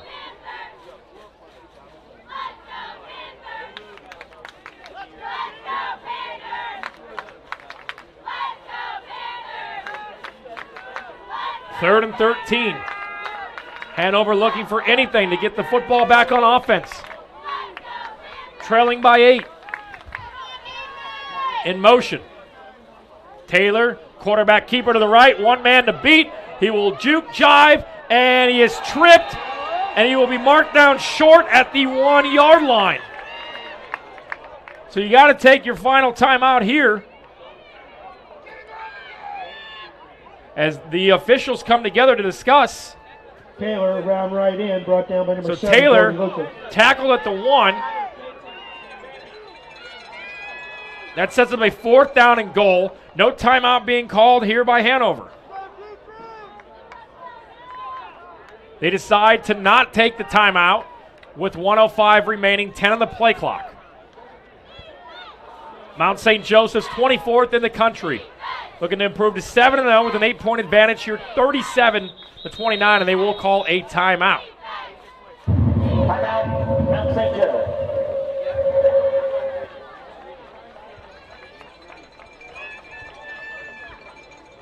So if not mistaken, Hanover College has one timeout remaining.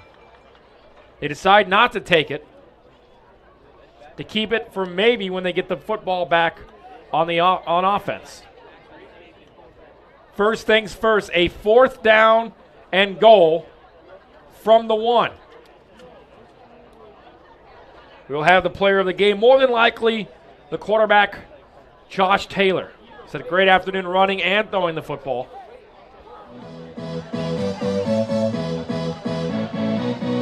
But Hanover College looking for a huge 4th down and 1 stop. They would then need to go 99 yards for the touchdown. That would cut the deficit to 2 with a 2-point conversion attempt to tie. A long ways before we get to there. With 56 seconds remaining, 4th down and 1, the 24th ranked Lions of Mount St. Joseph. 4th down and 1. 3 in the backfield. McKenzie and Beecham alongside Taylor.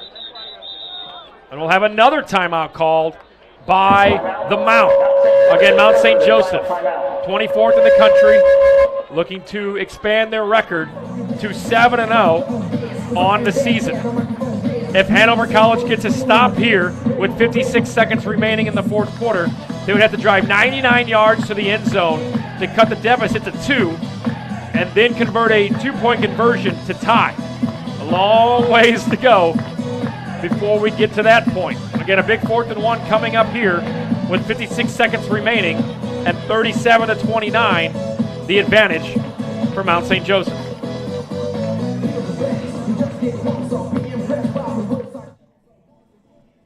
Tony Donahue, Keith Myers, IndianaSRN HCAC coverage of a very exciting afternoon game here on a beautiful Saturday afternoon from Hanover, Indiana. 2 in the backfield, it's McKenzie and Beecham. 2 wide receivers to the left. Newton, one-on-one coverage. 4th and goal. The snap, handoff to Beecham, and he is in for the touchdown, and that will do it. 43-29, the advantage with 53 seconds remaining. Beecham finds the end zone for the first time this afternoon, and that will seal it for the 24th ranked Lions of Mount St. Joseph. They will push their record to 6-0 on this season, 4-0 in conference play. This week, Offensive Player of the Week in the HCAC was Cornell Beecham, who just punched it in for the touchdown. This week could be Josh Taylor. With 53 seconds remaining, the Mount leads 44-29. We'll be back right after this on IndianaSRN. Mount St. Joe, 43, Hanover 29. Myers, Vice President of IndianaSRN. Thanks for joining us. Do you know IndianaSRN broadcasts 350 games a year? All sorts of sports? Yeah, we do. Hard to believe, isn't it? IndianaSRN loves to put student athletes first on our website. If you're a business out there, we probably could help you too. Contact us at coach@indianasrn.org. Grandma from out of state thanks you. Mom and Dad who can't get to the game thanks you as well. In fact, our athletes watch the games over and over again. Our military has enjoyed the games as well. So sit back and enjoy the game. It's IndianaSRN.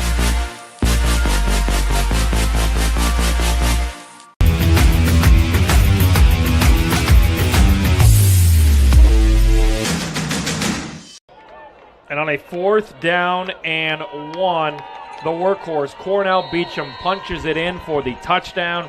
And the Mount, 24th ranked in the country, have a 15-point advantage over Hanover. Here is a squib kick fielded at the 30, mark it at the 27-yard line. Let's go back and look at that 4th and goal run here. Hand off to Beecham. You give it to the HCAC Offensive Player of the Week. He will do the rest from 1 yard out, and it is 44-29. 21 unanswered points here in the 4th quarter for Mount St. Joseph. They will push their conference record to 4-0, as well as their overall season record to 7-0 on the season. 1st and 10 for Hanover. Rodenbush goes up, a little flea flicker back, caught it, flips it back to Opal, and instead of being a 6-yard gain, it'll only be a 4-yard gain. Right idea, not at the right time. Second down.